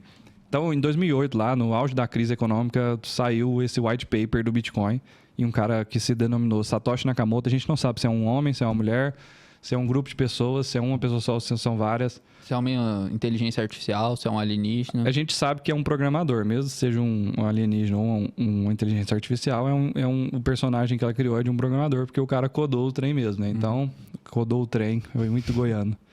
Mas enfim, então o Satoshi Nakamoto ninguém sabe quem que é e essa pessoa sumiu do mapa em 2010, eu acho. 2010, eu acho. 2010 foi. Sumiu, ele escreveu a última coisa no fórum do Bitcoin e ninguém mais ouviu falar dele. E tem algumas carteiras da época de 2008, de 2009, na verdade, que depois que em 2008 foi publicado o white paper, mas em 2009 que foi feita a primeira transação. E não tem essas carteiras dele, tem mais de 1 milhão de Bitcoin e elas não se movimentam desde 2009. Então, muita gente fala que o Satoshi já morreu e tal. E aí tem algumas teorias sobre quem que é essa pessoa, né? Existe um cara que chama Ralph Finney, ou chamava... Foi o Ralph Finney que morreu? Ele morreu. Ralph Finney morreu. Ele que criogenizou, eu acho. Ele tá meio morto, né? Ele se congelou. Eu acho que ele tá 100% morto, assim, mas... Não, mas... Com todo respeito ao Ralph Finney, tipo, provavelmente ele é um dos caras... Se foi um grupo, provavelmente ele fez parte desse grupo chamado Satoshi Nakamoto. Então, com certeza, assim, se foi um grupo, ele tava lá, porque ele é o segundo cara, terceiro cara que respondeu no fórum. E ele foi um dos primeiros a receber Bitcoin, né? Que foi uma transação teste que o Satoshi ia fazer e mandou, foi pra uma carteira dele, né? Se brincar foi ele mesmo. Assim, só que aí depois ele falou, eu dei uma ignorada, fiquei um tempo fora, depois eu voltei e tal. Tem pra quem gostar, tem um texto dele que chama Bitcoin and Me, colocar Bitcoin Me no Google deve aparecer muito massa, assim. Porque a história de vida dele é muito triste, né? No final ele teve... Esclerose, alguma coisa Acho assim? que a doença problema... do Stephen Hawking. É ela, né, que fala esclerose lateral amiotrófica, né? Então ele acabou morrendo muito novo, assim, com várias deficiências e tal. E aí ele escreve esse texto já sem falar e sem escrever. Então era meio Stephen Hawking mesmo, pensamento e tal, escrevendo texto é muito massa, assim, vale a pena. O do Stephen Hawking é no pensamento? Não é, tipo, na garganta e isso traduz em voz? Tipo, antes de sair, não é não? Eu não sei. Não, peraí, é muito Black Mirror isso que você tá falando. Tipo, o pensamento da pessoa traduzir em palavra. Mas é pela garganta? Não, eu não faço a menor ideia, porque, tipo assim, saiu isso. Mas pode ser pela garganta já viu que também. Tudo que é curiosidade, a gente não faz ideia do que seja, a gente só comenta. É um trem muito massa, né? Eu vi o filme do Stephen Hawking, tipo, baseado nesse conhecimento que eu tenho, eu não lembro dele ter um microfone na garganta, porque senão ele tem um trem aqui, né, pra captar. Não, mas ele digitava. Tinha um teclado lá e ele digitava. Não, mas depois ele não conseguia nem mexer a mão mais no final. Só pra usar a cadeira, assim, ó. Aí parece que eu tenho a impressão de que eu vi alguma coisa que o olho já mirava nas telas e conseguia... Tipo, ele olhava para uma letra e explicava, mas é muito tinha improdutivo. Que ser muito rápido, velho. É porque, tipo, ele falava rápido. Já viu umas entrevistas com o Stephen Hawking de verdade? Tipo, o cara... Assim, o Stephen Hawking de verdade foi muito pai. É porque antes eu tava falando do filme. Aí agora eu queria deixar claro que é o Stephen Hawking que existiu mesmo. Então, tipo assim, o cara fazia uma pergunta e ele respondia na hora. Eu não acho que era um trem que demorava, não, assim, de ficar olhando pra tecla. Mas isso não vem ao caso. A gente vai pesquisar pra saber disso. Depois a gente descobre. O foda é igual você tá falando, tipo, é um dos caras mais inteligentes, já passou pela Terra e infelizmente teve o problema de saúde que impossibilitou ele de continuar o trabalho, enfim. E morreu muito cedo e tal, né? O Stephen Hawking morreu cedo também? Não, ele morreu mais... 70 anos, alguma coisa assim? Ele ia morrer com 20 e foi morrer com 70, né? Doido. O filme é muito bom, quem não conhece chama Teoria de Tudo. Muito massa. É muito bom.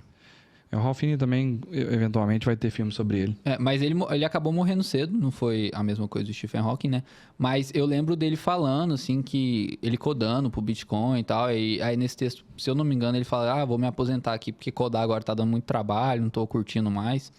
Então, realmente não dá. Ele afirma, né, que ele não é o Satoshi, que ele não sabe quem é e tal.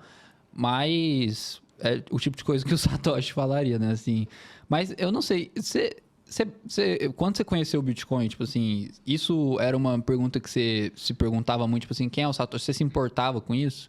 Porque No começo, sim, porque a gente tem... É tipo assim, antes de você tomar a pílula laranja, velho, e todas as pílulas vermelhas que existem no mundo, né, que você vai descobrindo, peraí, não é bem assim? Como assim, o Estado não é isso? Né? Como assim, a anarquia não é não é a bagunça que a minha avó falava que eu fazia? Enfim, alimentação saudável, mudança climática, todos esses assuntos polêmicos, como assim, não é do jeito que eu fui ensinado? Toda vez que você vai tomando uma pílula diferente dessa, você fica meio assim, né? E aí, tipo, sempre tem essa noção, a gente sempre tem essa noção assim, não, precisa ter uma entidade central para quem eu vou reclamar depois, ou deve ter alguém que tá com controle desse trem aí. E, tipo assim, pra vocês terem ideia do nível de descentralização do Bitcoin, o Satoshi, mesmo que ele esteja vivo hoje, mesmo controlando 1 milhão de Bitcoins, ele não tem nenhum poder sobre o protocolo mesmo mais. O que ele pode fazer é publicar um código e falar assim, eu estou sugerindo umas mudanças aí. E aí a rede decide ou não adotar essas mudanças. Só que isso que é muito doido, velho.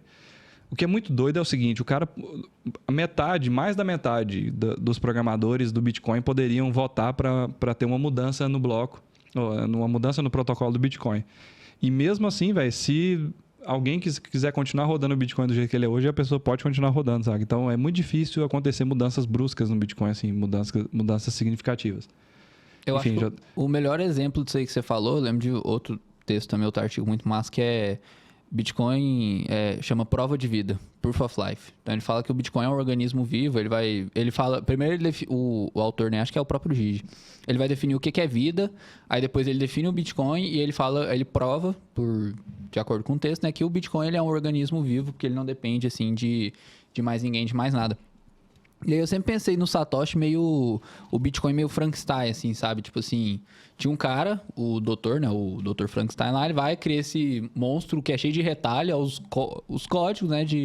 E chega várias informações de várias pessoas. Então, você pode contribuir, outra pessoa pode contribuir. No caso, o Frankenstein, alguém dá o braço, outra pessoa dá a perna. Igual você falou, ele pegou coisas de política, coisas de sistema monetário, criptografia, matemática, uns negócios de tecnologia. Juntou tudo, energia, e tipo, virou esse monstrão e tal. E aí agora, quando o Frankenstein acorda, né? Quando o monstro acorda, o médico, né? O doutor, ele não tem nenhuma influência sobre o monstro. O monstro virou... Já tem vida própria. Tem uma vida própria. Ele pode sair andando, ele pode matar ele, pode fazer o que ele quiser. E eu acho que isso é muito bom. Tipo assim, isso o Jonatas, a gente tava conversando, teve um negócio lá no grupo, né? Mandaram uma notícia assim, hoje faz 11 anos que o Satoshi sumiu. Aí um amigo nosso mandou uma carinha de choro, tipo assim, brincando, o Satoshi sumiu e tal. Aí o Jonas falou, isso tem que ser comemorado. Aí eu fui pensar nisso, falei, nossa, é mesmo, né? Tipo assim, porque se o doutor tivesse controle sobre o monstro, acabava, o monstro não ia servir pra nada, né? Tipo assim, ele não teria poder. Agora, se ninguém controla, aí você consegue utilizar. E no caso do Satoshi ainda tem mais coisas, né? Porque a gente já falou que ele não, mesmo se ele quisesse, por exemplo, mas eu entendi, assim, sobre o doutor ter controle sobre ele, né? Mas mesmo se o Satoshi quisesse ter controle sobre o Bitcoin, ele não tem, né? Mesmo se ele estivesse vivo hoje. Obviamente, o que aconteceria? Tem um monte de sistemas automatizados que ficam monitorando as carteiras, essas carteiras de milhões de Bitcoin. Porque se elas se movimentarem depois de tantos anos assim, provavelmente é porque o Satoshi está querendo vender os Bitcoins e provavelmente vai ter uma queda muito forte no Bitcoin, né? Mas tem muita gente que assume que o Satoshi está morto. Mas por que o Jonas está falando que é comemorável, né? Porque eu acho que a particularidade é o seguinte. Eu falei isso quando eu fui no episódio do PrimoCast lá, né? Um monte de gente criticou nos comentários, mas se você parar pra pensar, é verdade, assim, ó. O cara que criou a Silk Road lá, esqueci o nome dele agora, ele tem 2 prisões perpétuas, né? O cara criou um site onde as pessoas entravam e usavam Bitcoin para comprar um monte de coisa. Obviamente tinha um monte de coisas ilícitas lá e tal, mas aí o governo prendeu esse cara. E por 2 prisões perpétuas, ele precisaria de 2 perdões presidenciais para sair da cadeia, né? E tem um monte de movimento para libertar esse cara. O Ulbricht. Ele ainda tá vivo? Uma coisa assim. Acho que sim. Uhum. E eu não sei, teve umas pessoas que morreram na cadeia, né? Tipo aquele cara do McAfee, né? O McAfee morreu, E ele foi preso por quê? Eu nem lembro. Teve relação com... Porque ele era louco, eu acho. Enfim. Mas Nossa, eu tô tentando lembrar. É o Ulbricht. Esqueci o nome do cara. O cara do Silk Road. O ponto é, o Satoshi criou um negócio, velho, que é igual você tá falando. Ele criou o Frankenstein, tipo... O Estado, o mundo inteiro, Interpol, algum órgão ia prender esse cara, sabe? Pra interrogar e tal, pra deixar o cara preso. Porque tem um monte de justificativa pra fazer isso, né? Eu imagino que o Satoshi seria preso, assim. E por isso que eu acho que os Bitcoiners acham que deveria ser uma data comemorativa, assim, uma coisa massa. O cara conseguiu sumir, sabe? E tem muita gente aí, meio filosófica assim, mas muita gente fala assim, velho, meu sonho era saber um dia, só em off, de que o Satoshi tá vivendo lá na Suíça, ou Dubai, ou qualquer lugar assim. Tá feliz, de boa. Feliz, vivendo com dinheiro de outras carteiras aí separadas, que ninguém tá monitorando mais, alguma coisa assim, ou que tem poucos bitcoins, só vivendo assim, sabendo que ele entregou uma coisa muito boa pro mundo, né? Eu vou chorar, velho. Eu não consigo acreditar que o Satoshi era uma pessoa, porque... Ou esse cara... Você acha que é um grupo? Porque ele tem que ter muito conhecimento sobre muitas coisas. Eu não acho, velho. E ele tem que ser, tipo assim... O cara mais inteligente que já pisou na face da Terra, sabe? Tipo, alguma coisa assim. Uma das teorias que são mais robustas nesse sentido de ser um grupo é aquela que fala, até se você googlar Satoshi Nakamoto, você vai ver um cara que chama Dorian Satoshi Nakamoto lá, que acho que é muito... muito, assim, estranho o cara chamado Dorian Satoshi Nakamoto, e ele vivia na mesma rua que o Ralph Finney e, se eu não me engano, outro cara, eu esqueci o nome dele agora. Mas, então tem gente que levanta essa teoria, que era 2 ou 3 pessoas, um grupo e tal, e eles usaram o nome desse cara.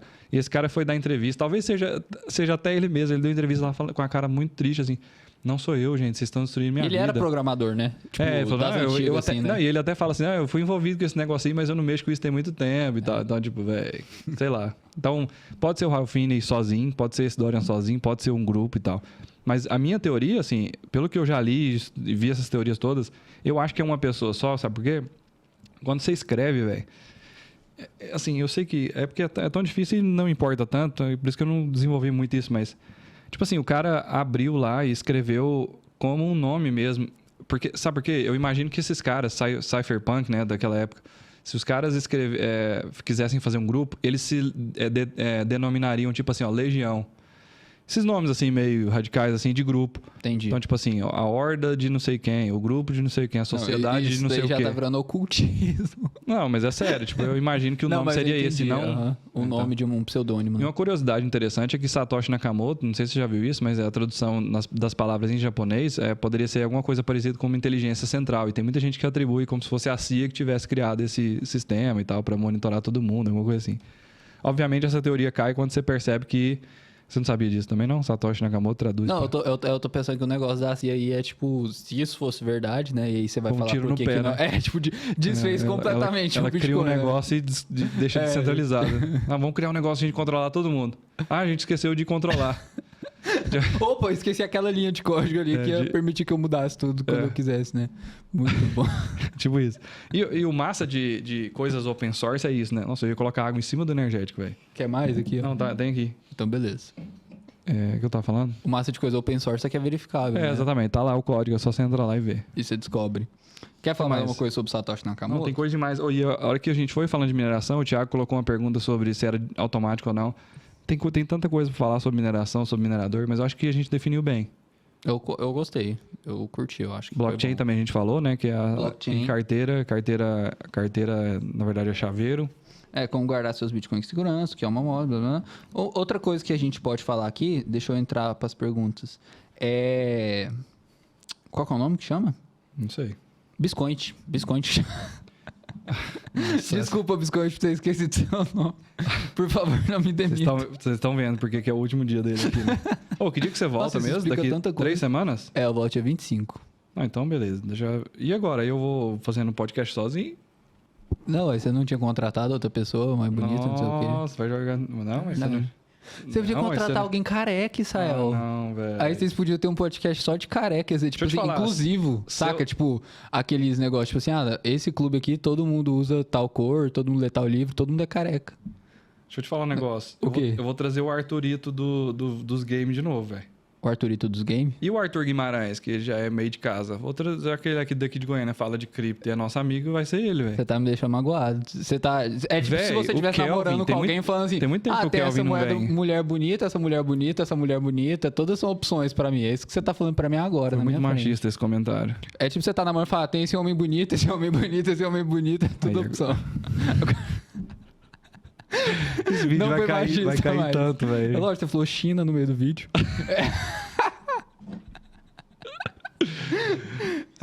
Não, peraí, a sua brincadeira... O que você quer fazer? Eu tô tentando abrir aqui pra ver qual que é o preço do Bitcoin, velho.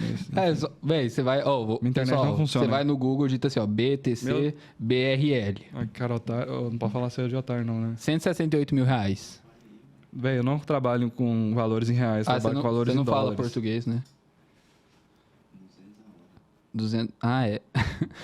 BTC USD, 32 mil dólares. A senha do Wi-Fi ao vivo, velho, para todo o Brasil. Bom demais. Tá 32 mil dólares, Rael. 32 mil dólares. Tá na hora de comprar ou não? Só fala. Sim ou não? Não pensa, sim ou não? Sim. Tá. Muito? Sim ou não? Como assim muito? Depende muito. Tipo, você tem... Não, eu falei não depende. Tá na hora de comprar sim? Comprar muito? É porque é o seguinte... Não, R$1.000 pode ser muito para uma pessoa e muito pouco para outra. Exatamente. Se for muito para uma pessoa, R$1.000 é para ela comprar muito. Se for 10 mil é muito, é para ela comprar muito. Se for 100 mil é muito, é para ela comprar muito. Sim ou não? Não, compra pouco. Compra dentro da capacidade de investimento que você tem. Então não é para comprar muito. Eu só vou considerar a primeira palavra. Bota um pezinho na água, né? Vê se tá fundo, vai devagar, né? Vai vendo se tá quentinho. É igual entrar em piscina. Nós foi assim, a gente deu 2%, pulou lá no meio. E era piscina infantil, só que pá! Lógico que não. Não, era tipo sem fundo, né? Sem fundo. É isso. É porque se fosse infantil, você comprou o fundo e você já tá subindo de aí novo. você cai de cara, entendeu? É porque a minha metáfora era um pouco diferente. Tipo, você bate de cara. Tipo, você acha que vai... Entendi. Eu tinha pensado em uma coisa assim, tipo, o que a gente fez? A gente comprou, aí depois caiu mais. Essa foi descendo uma escada dentro da piscina, mas a gente não tinha dinheiro, é esse que é o negócio, a gente gastou o caixa tudo no primeiro degrau. É verdade. Entendi. Não, olha que doida essa analogia. Imagina que tem uma escada dentro de uma piscina, e aí lá no fundo tem uma pepita de ouro desse tamanho assim, e aí tem uma moedinha na primeira. E aí as moedinhas vão crescendo à medida que você vai descendo. Então, pra você acertar o fundo do Bitcoin, é você pegar a pepitona de ouro que tá lá embaixo. Só que você não sabe qual que é a fundura. Aí você vai ver a moedinha. Ah, vou pegar essa moedinha aqui. Mas aí você só tem, tipo, 3 chances de descer, que era o seu caixa. Entendi. Velho, desculpa, mas quando você falou fundura, eu parei muito de te Fundura? ouvir. Eu falei fundura? Falei não. Duvido, velho. Pode voltar que você falou. Mas fundura é errado? Chama profundidade. Mas fundura é não errado? existe fundura, não tem... É, em Goiás existe. Mas a gente não pode ficar usando esses papos que o povo não vai entender.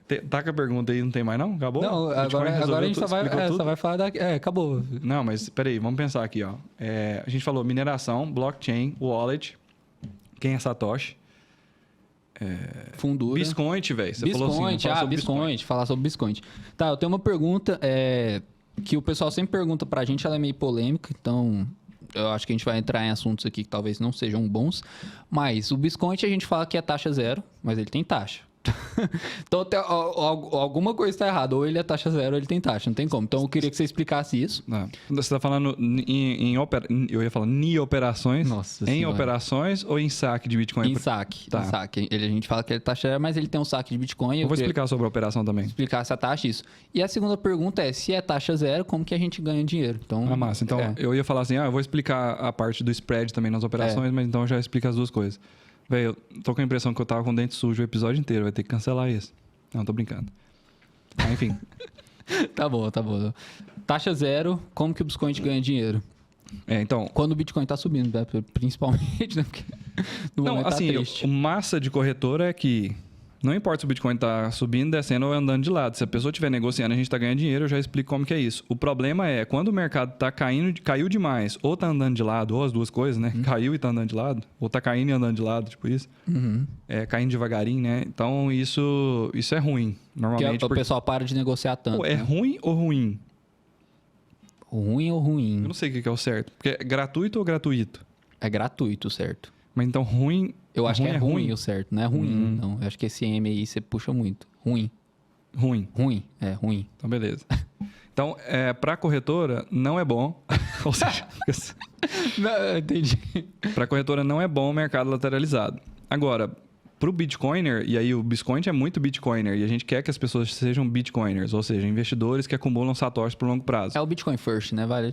Então assim, a gente quer que o melhor esteja lateralizado e barato para todo mundo comprar mais Bitcoins. Então a gente fica meio numa contradição, assim, contra nós mesmos, assim, tipo, a gente quer ganhar dinheiro e a operação, as transações fazem isso, mas a gente quer que o pessoal acumule mais Bitcoins também. É tipo as pessoas comprarem Bitcoin e eu trocar de carro no final do ano. É tipo isso. Enfim, eu dei uma viajada aqui, uma filosofada agora. Mas enfim, então, assim, o mercado como um todo cai muito nesses momentos lateralizados. Mas como que o Bitcoin ganha dinheiro, né? E aí eu vou explicar essa parte das operações. O Bitcoin nasceu lá em 2017 ou 2018, foi evoluindo, o João encontrou o co-founder que é o Thiago. Em 2019 eu entrei como primeiro funcionário, hoje a gente está com 26 pessoas, mas na época a gente criou o MVP do que seria o Bitcoin Buy, né? Que é aquela página de compra e venda de uma forma muito simples da pessoa fazer. Mas o que a gente era antes, né? O Jonatas criou um comparador de preços que conectava lá com cerca de 30 corretoras, a gente traz o preço efetivo dessas corretoras para dentro.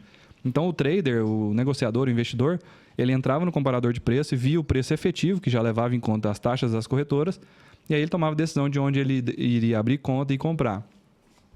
E a gente resolveu fazer o quê? Em maio de 2019, a gente lançou o Bitcoin Buy, que era... A gente falou assim, a gente já está conectado com as corretoras, vamos dar a possibilidade da pessoa comprar aqui dentro também. Então, o que acontece? O investidor, ele entrava lá no comparador de preços e ele ia pagar um preço X na corretora tal lá. Comprando no Bitcoin, ele ia pagar o mesmo preço, só que como a gente tem... Normalmente, esse eu estou falando a maior parte do nosso ganho quando a pessoa faz operações no Bitcoin, né? Na maioria dessas corretoras, a gente tem uma parceria com elas e por causa do grande volume que a gente tem taxas menores. Então, o Bitcoiner paga o mesmo preço que ele pagaria de ter uma conta na outra corretora e o Bitcoin ganha uma porcentagem dessa comissão. Basicamente, essa é a maior parte do nossa receita, assim. Então, o cara, por exemplo, ele ia comprar na corretora X, ele ia pagar 0,5% de taxa, o Bitcoin paga 0,3% e 0,2% fica pra gente, o cara continua pagando aquele 0,5%. Exatamente. O cara paga o mesmo valor que ele ia pagar lá na corretora, em outra corretora, Em outra corretora. Em outra corretora. Só que com a vantagem de estar no Biscoint é mais simples, porque a gente já está conectado com 30 corretoras, então independente de qual corretora está com o melhor preço, a gente está ali perto dela. Então o cara, ao invés dele ter que abrir conta em 30 corretoras, estando no Biscoint, ele já aproveita isso. A gente faz a alocação de capital para ele. Tem a experiência do usuário, que é muito boa dentro do Biscoint. A nossa interface foi criada e pensada para mães e avós conseguirem comprar normal, né? Pessoas mais velhas, pessoas mais leigas conseguem comprar tranquilo no Biscoint. Pais e avós também. Então, eu tava me segurando para fazer... Tipo assim, 2 avós... Se eu tenho um avô e você tem um avô, eles são avós também ou avós? Eu acho que deve ser avós, né? Porque... Avós. Sabia que a avó é o único que o plural é feminino? Tipo assim... Eu acabei de perguntar isso, não foi isso que eu perguntei? E aí você tá... Não, é porque é a única... Até onde eu sei, é a única palavra do português que você junta o homem com a mulher e o resultado sai feminino, não sai masculino. Entendeu? Então, não foi isso que eu acabei de... Ah, não, eu perguntei avô com avô. Você perguntou avô com avô. Então... Tô falando avô com avó, é sempre avós, entendeu? Entendi, você tá falando por causa do negócio do todas, por exemplo. Se tiver Exatamente. só mulheres, é todas. Mas se tiver um homem, 99 mulheres, é todos. Exatamente. Entendi, então... Entendi. Avô... Foi o momento que o português deixou de ser machista, foi com a avó. Ele falou, não, já tá bom aqui. Já tem um caso, Entendi. Já tá ótimo, aí ele desistiu do resto, entendeu? Esse é o português falando. Esse é o português. Tá bom, já foi suficiente. Já ajudei demais, sabe? Aquele tipo assim, você dá R$5 pro cara do sinal, eu nunca mais vou fazer nada na vida, porque eu já contribuí com a humanidade. Eu sou filantropo. Exatamente. Filantropo ou filântropo? Aí, nós só estamos falando de português hoje. A gente tem que abrir um podcast de português, vai ser muito mais massa. Mais massa. Goiano. Entendeu? O que a gente tá falando? Do preço do Bitcoin. Porque você falou que é só pra avó e pra mãe, mas na verdade é pra todo mundo. Exatamente. Mesmo as pessoas que não têm muita experiência ou nenhuma experiência com plataformas de investimento, por exemplo, e tipo, vamos ser honestos, um home broker de uma corretora é muito complicado de qualquer pessoa mexer assim. Uma pessoa que não tenha experiência com informática. Não, assim. É muito fácil fazer besteira. Tipo, exatamente. Colocar uma ordem errada. demais com isso. Pois é, você não tem tempo para ter perdido tanto dinheiro assim. Você tem 18 anos. Mas no pouco tempo que eu tive, eu consegui fazer uma mágica. Você não tá entendendo. Essa é a beleza do mercado de alta frequência. Exatamente. Não tem tempo para você perder muito. Você saudade das alavancagens do day trade. Outro dia eu conto sobre isso. Mas então, a interface do Biscoint... Então, eu falei, né? O fato do cara ter uma conta só e ter acesso ao preço de várias... E a interface de usuário ainda tem um terceiro ponto que eu acho que é importante, que é o suporte. Nosso suporte é muito bom, velho. Uhum. Tipo assim, honestamente, eu acho que é o melhor do Brasil. Pelas experiências que eu tive em outras corretoras, né? Resposta rápida, o pessoal sabe o que tá falando e tem um atendimento humanizado, assim. Em português também, comparado com corretoras internacionais. Então, tem várias vantagens do cara ter conta no Biscoint, né? E aí, é isso que a gente tá falando. A gente tenta sempre manter ali entre os 3, ou de 3 a 5, terceiro a quinto lugar ali no ranking de preço, né? Então... Normalmente, nossa diferença está com 0,3%. O que não faz tanta diferença, né? Se você for pensar em R$1.000, é R$3 de diferença. Uhum. Então, não é tanta diferença. Então, as pessoas optam por operar com o Biscoint, abrir conta lá. A gente está com 310 mil usuários agora no Biscoint, né? Então, e o ano passado a gente negociou R$1 bilhão. Então, a plataforma é muito boa e o pessoal tem entendido isso. A gente tem tentado comunicar o mais simples possível de como é que funciona e o pessoal tem gostado, assim, do Biscoint. Então, essa é a forma principal da nossa receita. Acho que ficou claro isso, né? E a outra parte sobre a taxa de saque de Bitcoin. O Biscoint fala que não tem taxa, mas eu vou lá e pago. Então, o que acontece? Se você for na maioria das corretoras, especialmente as maiores e as mais antigas, você vai ver que eles têm preços definidos lá para saque de Bitcoin. Então, sei lá, esses dias eu entrei numa das principais do Brasil, estava 40 mil satoshis para sacar. E, tipo, a taxa mesmo que você precisaria pagar para ter confirmação no próximo bloco era, tipo, 5 mil, 8 mil satoshis. Uhum. Então, você está pagando 30 mil satoshis a mais, sem necessidade. No Biscoint, o que a gente faz? A gente não cobra taxa, a gente não define essa taxa e você escolhe a taxa que você vai pagar. E aí, a gente dá 3 opções para o nosso usuário, diferente das outras corretoras que só dá normalmente uma. A gente dá a opção da velocidade lenta, normal ou rápida.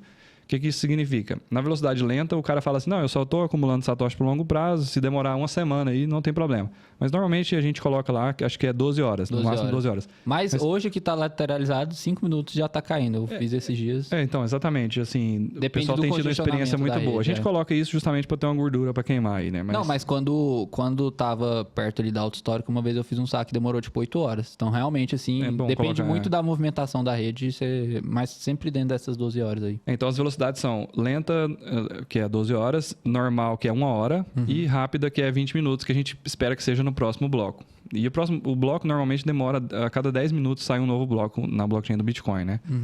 A gente não falou disso na mineração, mas enfim. Então, só que a gente coloca 20 minutos justamente também para ter essa gordurinha para queimar aí. Mas igual você falou, se você pôr na rápida, velho, normalmente no próximo bloco tá lá. Porque como que a gente faz essa conta, né? Para saber quais são os valores?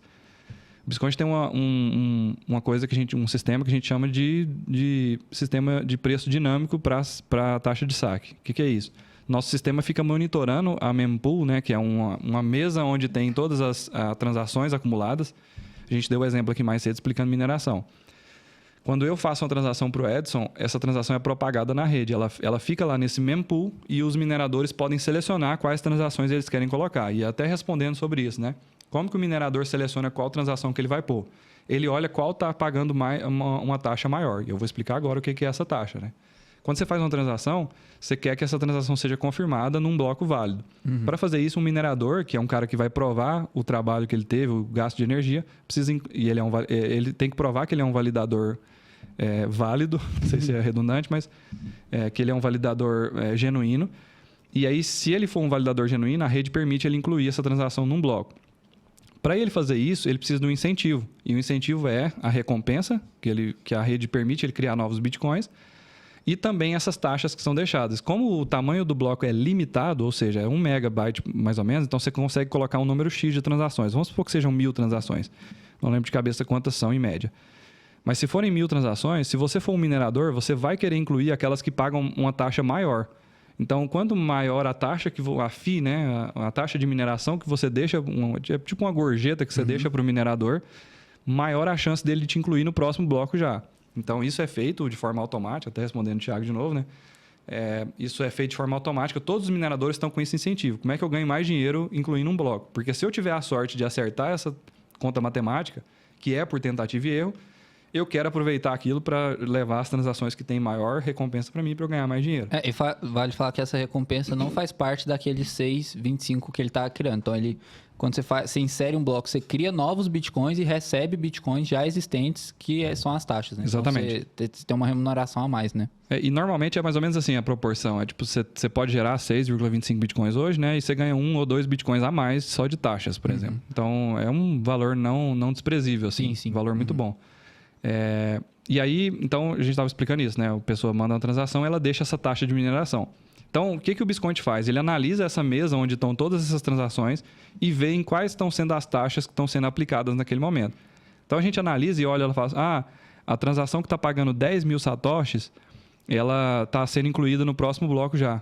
E tem um ponto de corte também que a gente vê lá, é muito massa isso. Tem um site que chama mempool.space, a gente podia deixar na descrição desse vídeo também no YouTube, que é bem fácil de visualizar assim. Então, ele fala assim, a partir de 3 satoshis por byte é o ponto de corte. Então, aí você faz o cálculo mais ou menos lá e você sabe qual que é a quantidade mínima. Então, a gente pega essa quantidade mínima e coloca para lenta, a gente pega um intermediário e coloca para o normal e vê quais são as transações que estão sendo incluídas no primeiro bloco, no próximo bloco, né? E a gente coloca como a velocidade primeira lá, aquela mais rápida. Então, o que a gente ganha com isso? A experiência do usuário ela é melhorada, porque comparando com outras corretoras que só te dão uma opção, ainda normalmente é uma opção muito cara, e a gente até entende por isso. A gente até entende isso, por que eles fazem isso. Porque você precisa garantir que seja no próximo bloco, por exemplo. Aí você tem que colocar um valor muito alto. Mas às vezes acaba sendo desnecessário. E o mais triste é que, na maioria das corretoras, a pessoa paga essa taxa achando que vai ser no próximo bloco e achando que ele vai incluir todo aquele valor na transação, e a hora que ele vai ver a transação, que é pública, ele vê lá que não foi bem menos, né? A outra parte ficou para a corretora. Exatamente. A corretora ficou com uma boa parte daqueles satoshis lá, né? Eu até abri aqui o aplicativo do Biscoint. Toda vez que eu vou mexer no celular que a gente tá gravando, eu me sinto muito mal educado, sabe? Tipo assim, o cara falando, você pega o celular. Só que... Eu faço isso também. Só que eu estou justificando aqui que eu só queria falar, né? Então, hoje tá 4 mil satoshis para sacar. Hoje é dia... Lenta essa? Lenta, isso. Hoje é dia 9 de maio. Então, 4 mil satoshis comparado com a corretora que você viu de 40 mil. 10 vezes mais. 10 vezes menos. Menos no Biscoint, né? Que tá Tudo na vida é perspectiva, Edson. Pequeno gafanhoto. Tá dando R$6, esse valor em reais. A normal, 9 mil satoshis, dando 15 mil, dando R$15. E a rápida tá 14 mil satoshis, dando R$23. Então, a transação rápida do Biscoint tá 14 mil satoshis e a Transação normal de uma corretora tá 40 mil satoshis. Então você tá pagando não sei como é que tá hoje, mas normalmente a gente já viu isso. Com frequência é tipo isso, assim, é bem desproporcional, assim. Os caras exageram muito. E aí isso que é pai, assim, você não deixar transparente para o usuário que você está cobrando taxa, assim. Que é fonte de receita, né? E aí o que o Bisconte fala é exatamente isso, ó. A taxa que você colocar aí, ó, você vai ver lá na transação que a gente mandou exatamente com essa taxa. A gente põe todo o valor, não é que o Bisconte está cobrando essa taxa. Você está escolhendo pagar essa taxa para o minerador para incentivar ele a pegar a sua transação primeiro e colocar no bloco. E uma coisa que eu acho que o Bisconte tem é essa mentalidade, assim, de sempre incentivar as pessoas a enviarem para as carteiras, né? Tanto no nosso discurso, como, por exemplo, a gente sempre fala disso aqui no podcast, e na no prática Instagram, também, né? E na prática, né? Então, quando a gente faz isso, é um incentivo para que você realmente tire seus bitcoins do Bisconte e mande para sua carteira, né? Exatamente. E talvez esse não seja o que outras corretoras querem que você faça, né? Assim, não falando delas, mas talvez seja uma questão de mentalidade também. Assim... E é de boa também, tipo, no mercado privado e livre, deveria ser assim, tipo, cada um faz o que quiser. Que quiser, né? E é de boa também, modelo de negócio dos caras. Só que a gente acha que o propósito é massa, tem um propósito também, é uma empresa que visa lucro, mas que tem um propósito, igual você falou, acumula bitcoins, entende o Bitcoin para o longo prazo, para você usar Bitcoin, não ficar rico com Bitcoin em reais ou em dólares, né? Mas a gente quer mesmo incentivar o pessoal. Inclusive, aí a gente já entra em outra questão que é, hoje, e aí eu ia falar isso, né? As outras corretoras não implementaram Lightning, por exemplo, né? Que é uma forma muito simples e barata de enviar Bitcoin, né? Eu achei que eu ia ser um gênio, porque eu ia te interromper para falar de Lightning. Eu ia falar, não, Israel, mas não precisa pagar 4 mil satoshis, você pode pagar nada. E você vai... Tá, então fala. Já quer ficar com tudo mesmo? Eu vou ter que ficar sozinho aqui, né? Vou ter que aprender a fazer isso. Já tá pegando todas as ideias, né? Eu tô com inveja, véio, de ir pra Suíça.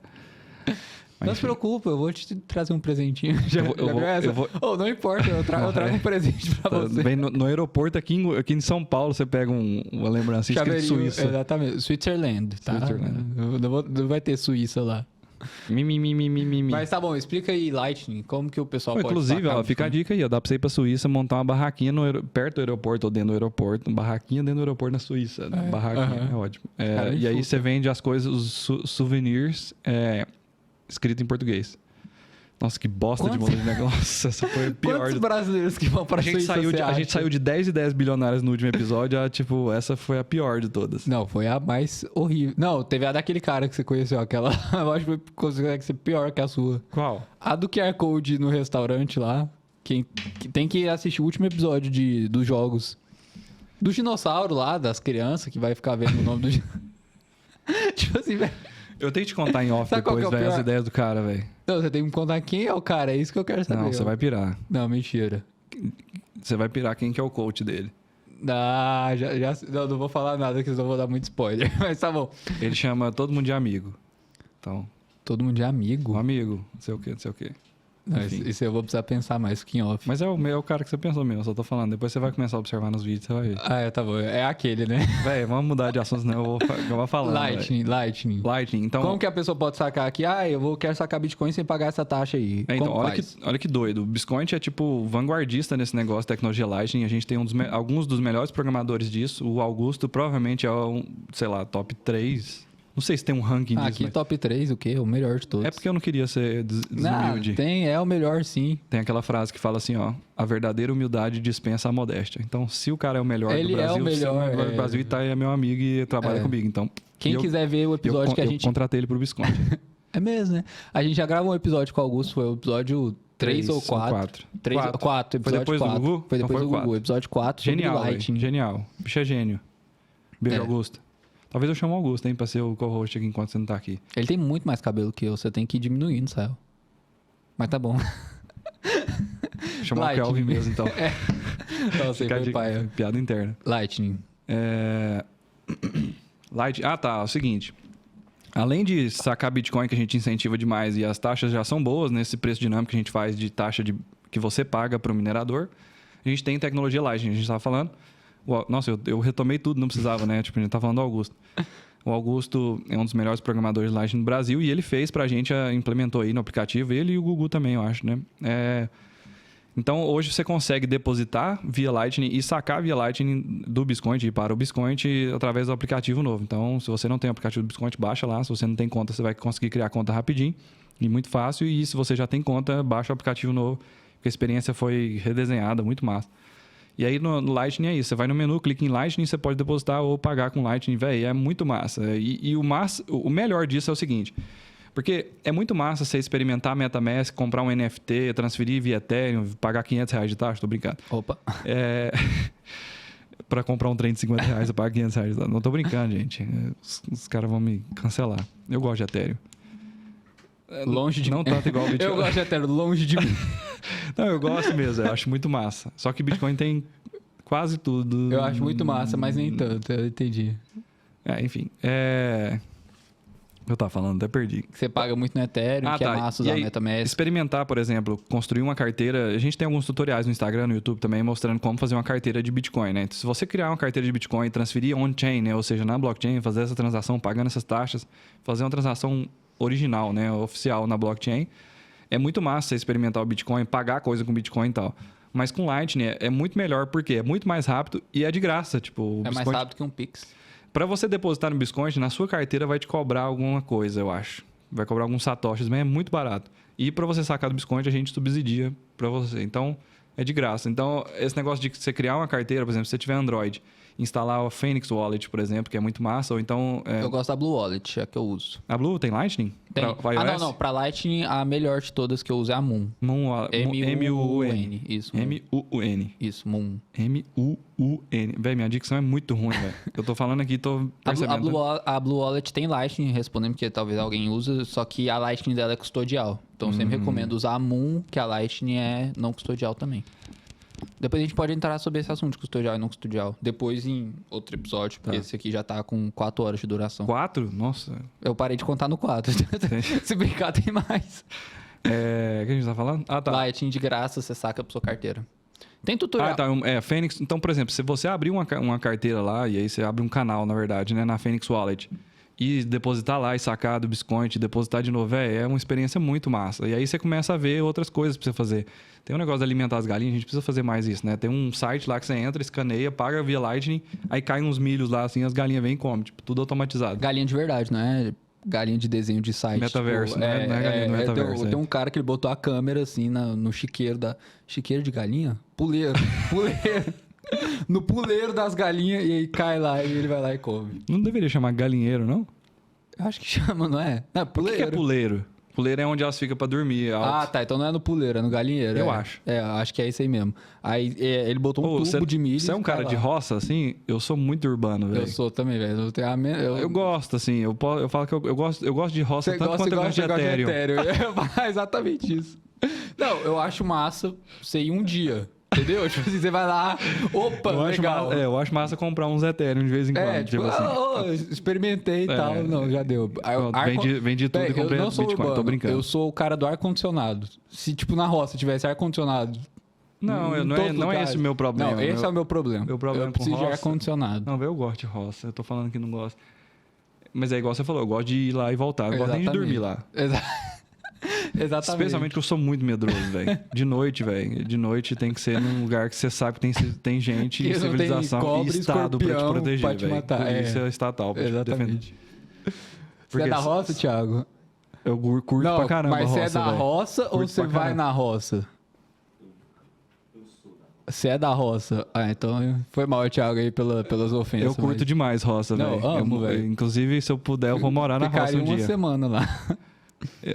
Essa pessoa... Mas é porque tem tipos de roça também. Uma vez eu fui na roça do cara, que ele era tipo... O cara era milionário, assim, tinha aquelas TV que saem do teto, saca? Aí, tipo assim, Tipo, a fazenda na Suíça, naquelas montanhas com as águas verdes e tal.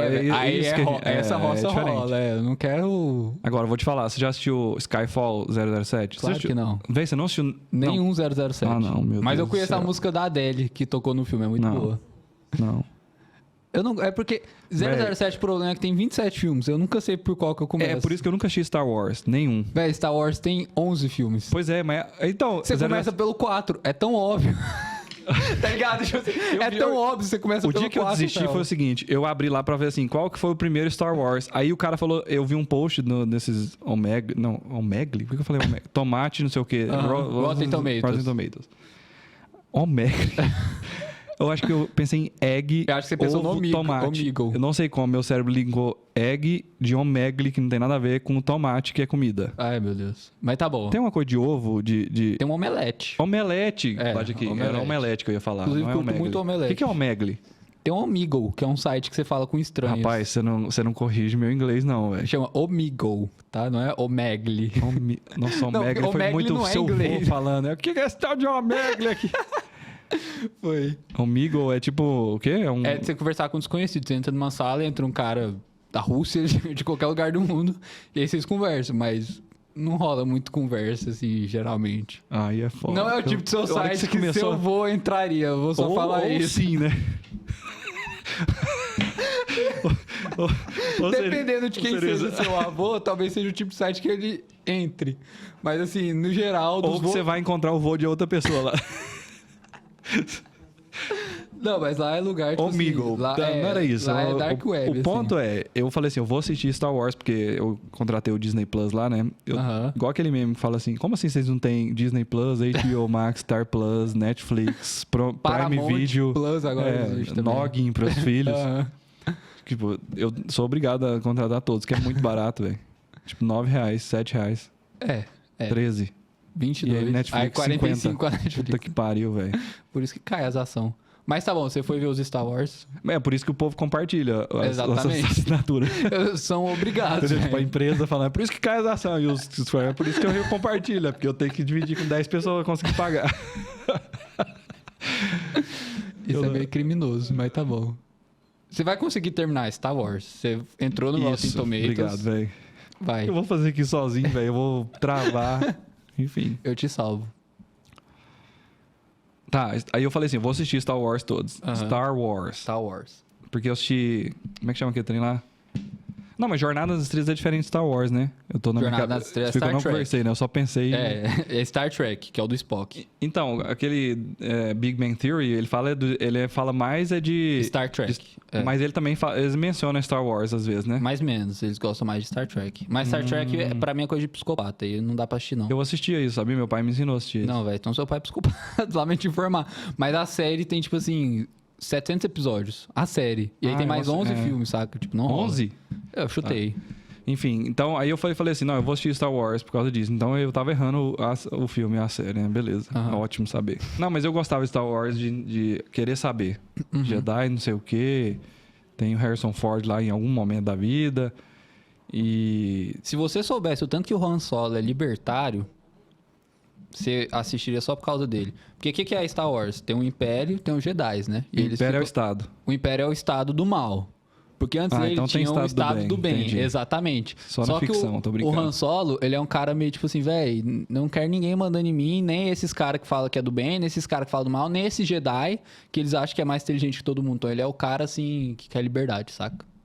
Então fica a dica. My point is, eu ia assistir Star Wars, aí eu fui procurar qual que era o primeiro pra eu assistir, mas eu não sabia que tinha esse negócio de ordem.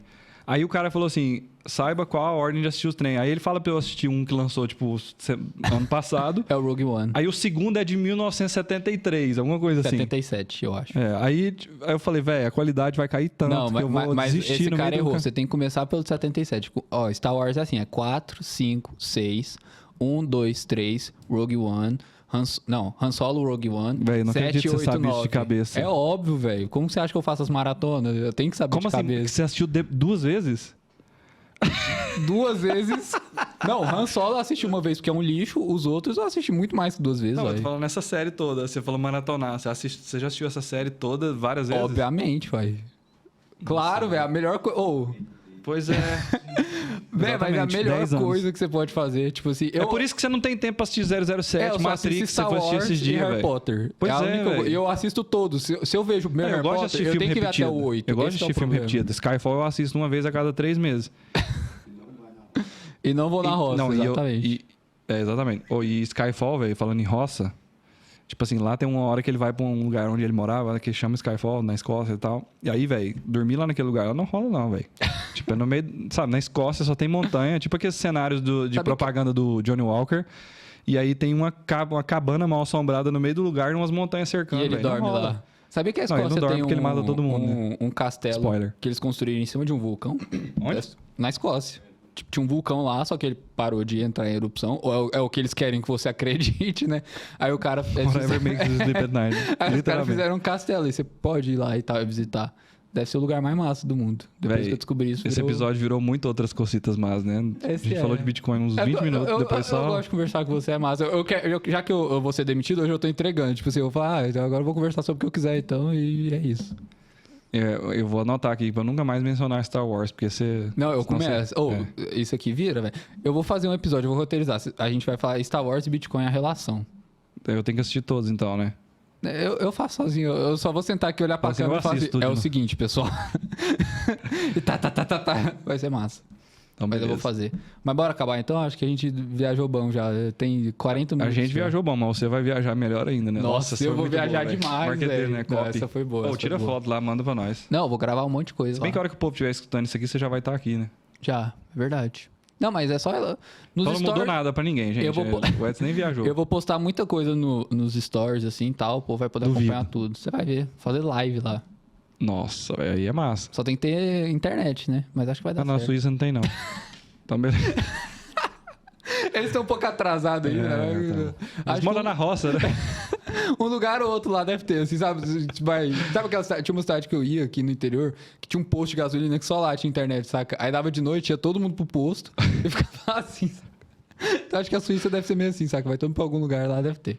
Vai estar tranquilo. É tipo aquele bar lá no Aquaman, né? Que o povo... Bar no Aquaman. Não, esse aí eu não peguei. Não, esse aí não. É o seguinte, no filme do Batman, na verdade, no Liga da Justiça, ele vai lá atrás do Aquaman. Aí ele entra num bar. Que tá todo mundo da cidade lá dentro, porque tem 30 pessoas na cidade. Entendi. Não, essa eu não ia pegar nunca. Mas eu já achei Liga da Justiça, só pra deixar claro. Ó. Que é uma bosta, mas tá bom. Redes sociais, onde que eu te encontro, Israel? Eu quero te acompanhar. Pra onde que eu vou? O que que eu faço? Você já me acompanha, você já sabe, entendeu? Arroba Biscoint. Não fala, não é pra seguir o Israel. Então, arroba Biscoint, tipo biscoito, com NT no final. E arroba Buzaym, BUZAYM, fácil demais. Instagram e TikTok. Meu TikTok não é bom divulgar, que é só zoeira. Então, mas o seu TikTok é o mais massa de todos. Mais massa. Tem vídeo de mais de 3 milhões de visualizações. Tem 5 milhões de visualizações no TikTok. Chupa todas as pessoas que acham que era famoso. No TikTok, a gente é mais... O Israel é mais famoso que vocês. É porque o povo fica famoso no TikTok com 100 mil views, você tem mais de 3 milhões. Eu tenho 5 milhões de views, velho, total. 5 milhões, velho. E tem 22 mil seguidores só. Aí, velho. E 400 mil curtidas. Aí, velho. Só que ninguém curte eu e nem segue eu. Por que você não tá lá na sede do TikTok, velho? Os caras chamam o TikTok famoso, você tem que estar lá. Mas aí é porque é o personagem lá, velho, não é eu. Aí isso que é foda. Então fica a dica aí, se você for viralizar, viraliza com você mesmo, com a sua cara, não com... Imitando a voz de outras pessoas. Vai. Minha e você, rede social, Edson? José MF. De motherfucker. Nossa, não acredito. Não, você ligou foda-se mesmo, velho. Tipo, acabou, velho. Não, Suíça, hoje é meu último dia. Sabe esse negócio? Tipo assim, vou ser demitido mesmo. Tipo o Rick Gervais lá no... Você já viu isso? Já no Golden Globe, né? Não, muito bom. Foi a quinta vez. I don't care anymore. É tipo isso. Mas tá bom, Edson José MF. Eu também tô sempre lá no Biscoint, então segue o Biscoint. Significa Moraes Filho. Moraes Filho, é melhor. Realmente. Ponto cripto. Bem na hora que eu vou mostrar, desaparece. Um segundo, por favor. Aê, ponto cripto, ó. Segue a gente no YouTube, no Spotify. Tem que seguir agora. E Biscoint também. O Spotify tá muito massa agora, que tem sininho também, igual o YouTube, onde chega a notificação quando lança. Não, vamos testar. Eu duvido que alguém tem coragem de apertar no sininho. Mas quem já apertou não pode apertar, senão não desaperta, deixa apertado. Então, YouTube, segue, compartilha, manda pros outros. Comenta, cancela a gente. Não, cancela não, porque a gente não falou tanta besteira assim, mas fala assim, vocês é burro, então você falou um trem errado aí. E fala pra gente se esse tipo de episódio é mais massa também, né? Que a gente viaja. Tipo assim, vocês querem que a gente viaje falando de Star Wars ou quer que a gente fale só de Bitcoin?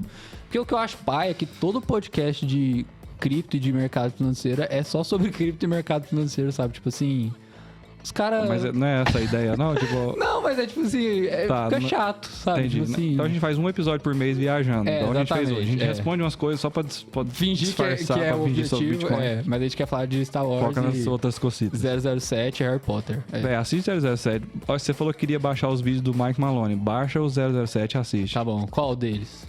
Skyfall é muito bom, Cassino Royale é muito bom. Mas não tem um que é antes do Skyfall, do Daniel Craig? Cassino Royale. Cassino Royale.